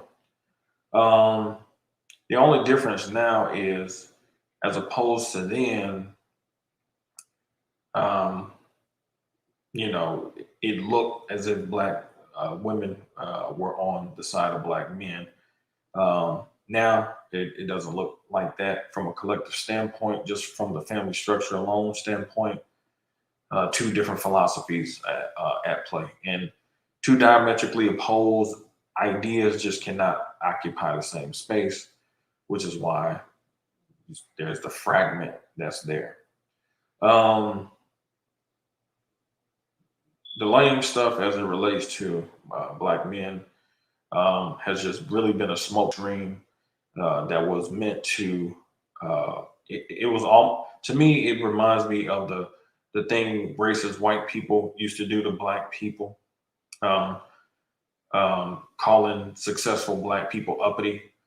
Even when Barack Obama was running for president, Biden kind of said something to that effect, like he's the first African American who is clean cut and speaks articulate and such, as if black people can groom themselves and speak well.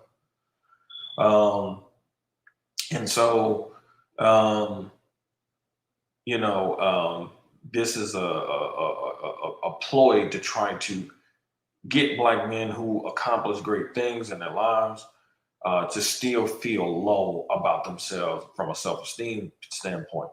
When you are on your purpose and you are accomplishing things, it builds your self-esteem and confidence. So what a lot of these loser as black people like to do, whether it's a female or male saying it, is to try to bring you down to the nigger level. That's why they'll say, no matter how successful you get, them white folks don't always look at you like a nigga. So they'll have you looking at they try to get you to think on the racism aspect to really hide the fact that it's really them who don't like the fact that you've achieved. Because now it puts the onus on them to get their shit together. So black men just really have to just learn how to not fall to that, because it's just gaslighting. It's just a gaslighting technique that they're using to try to get control over your mind so they can get you to do their bidding. And so just don't fall for it. As far as I'm concerned, the true lames out here are the so-called educated mothers who don't teach their sons how to read, who will rather be in the clubs or even in strip clubs, being in the worst kinds of environments they can be, instead of being at home, reading to their children, reading so their kids can develop their vocabulary, so they can really grow up and really be able to compete and understand the things that they're reading. And I'll just leave it there. All right. Peace. Okay, thank you, Rael, and thank you all of the for all of the input as usual. It always means a lot to me when black men can get together and share our thoughts in a most civilized, professional way. Even when it got a little heated earlier, I mean, not even so much heated. It became, I would say that it became a passionate differences of opinion. We were able to still hold it together and talk like men and not let it degrade to, I would say, a beef. Because with a lot of panels in the past, and even some of the bigger content creators would say they don't do panels anymore because they always lead into beefs. And I can kind of agree with that. It depends on the content creator and how they're able to run their panels. And I say one guy that is really good with running panels is my habitual line stepper brother Roger. So yeah, and to be able to kind of come close to that a little bit, I am honored to be able to exemplify some of that standard.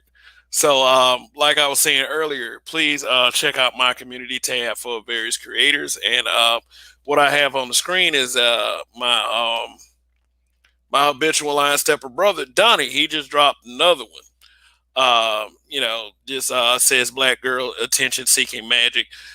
Basically is a video covering like the little twerk video. Women, black women, for some reason, every time they hear a song they like inside of a civilized establishment, they got to jump on tables and start shaking their ass. So check out do me a favor, for those of you watching, go to my community tab and check out Donnie's video. Hit the like, give it some views. Is only 6.5 minutes, so just go ahead and support our habitual. So, like I said, go to after I cut this off, which I'm going to do within a couple of minutes. Go to my community tab and check out Donnie's video. That's myself and Roger's habitual line stepper brother. Also, every Wednesday and Sunday, check out the breakdown, a woman's perspective, hosted by Concrete Rose and our habitual line stepper sister George. And also check out our other habitual line stepper brother if you're into gaming and tech. Darth Skater 7 channel is for you as well. So, like I said, this is my. I just put it in my community tab as people, the guests, the panel guests were giving their closing statement. So, just like I said, once I cut this off, go over there immediately, and there it is. But also, as I'm going to say in closing, who are the actual lames? We hear that word thrown around this space quite often, and one problem that I do have with kind of these conversations is that people try to avoid specifics. We try to be vague, give this little fake outrage nonsense, and really try to paint the space, particularly the space known as the Black Manosphere, with one brush. And as I said earlier in the broadcast, you can't treat you can't treat Truth as I Know It the same way you treat Charles Faulkner. You can't treat Man of Tomorrow the same way you treat Zero. You can't treat the Crimson Cure the same way you treat Mr. Fantastic 824. And for people who always take shot at space and call people lames and such, like I said, just have a spine sometimes. It just like I said, my suggestion to the haters and to the people out there, let us know what channel, what broadcast, and the timestamp. So we'll exactly know what you're talking about when you say that, start calling people lames and such. And, I'm not trying to, and when I say this kind of thing, and, how this space is addressed, I'm not trying to weaponize this space to go after those people. That's something that you guys are going to have to do on your own. I had a daddy, just like most of you, hopefully. And, he taught me that I had to stand on my own too, and I had to stand up for myself. I only say things in defense of this space because I feel like it. I mean, seriously, because I feel like it. If I feel like it's the right thing to do for me at the time, that's what I'm going to do, and that's just that. And I wouldn't care if you were the same. If you were the same, as long as what you felt like doing did not bring harm or infringe on the rights of another individual. But anyway, here's the whole point. Here's the whole point. If you go around calling people lames, you're probably going to get a response sooner or later. And it's and I like to nickname myself sometimes the right one. I am the right one for these kinds of deals. I feel, this is what I feel I bring to the table. I can bring back balance to the force, I would say. But when it all boils down to it, lame is subjective. And what we call lame around here, seriously, we need to do some serious soul searching and redefine how we approach this whole lame thing, because there are plenty of things that are lame out here, and there are plenty of people archetypes that are lame that we don't even call out. One thing that I purposely did not mention throughout this entire broadcast, but I will mention it now for those of you who are around since the beginning of this broadcast or were here for most of it. I purposely did not put these two words together: educated lame. I purposely did not do that. See, when you do bullshit like that, it really lowers the bar for excellence in our community. And a large majority of us do this. We consider educated, in particular, educated black men lames. We paint them with this brush like that they are so entitled because they worked hard to gain some stability. When the truth of the matter is, most of these guys you call lames just simply have standards. If you're so mad, why don't you change the behavior, tighten up, step your game up, do whatever you got to do?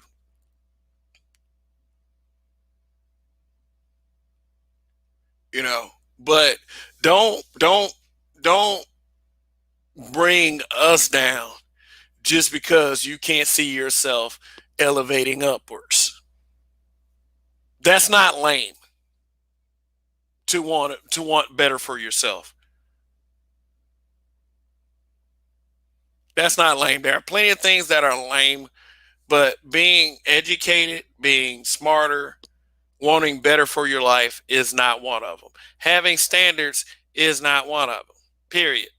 In fact, hey, we need to work on our standards. Like I said last night, let's tighten the rein on these fucking standards since everybody wants to be dirty and shitty toward black men. Yeah, let's have some standards like a motherfucker now, since they don't seem to like it. I super chatted Fantastic a long time ago.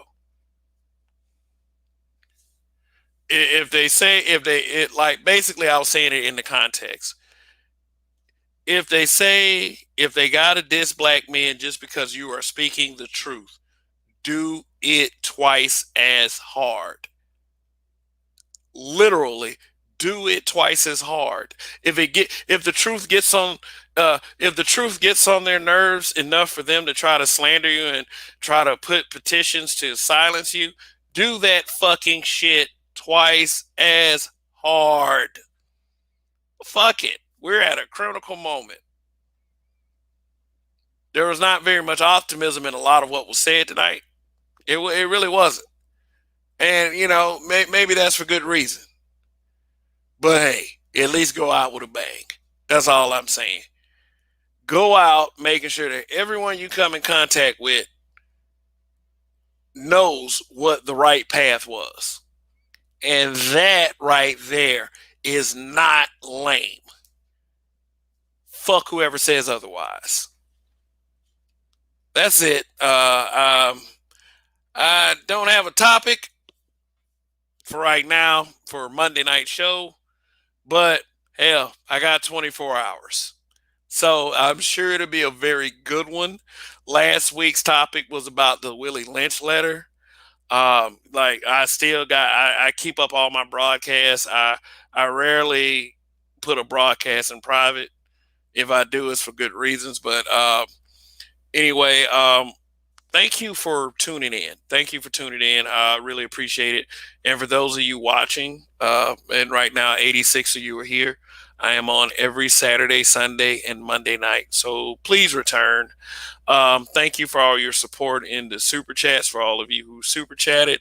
And I'll see y'all Monday night. So thank you very much. Long live the habitual line steppers. In Kev we trust. See you Monday night.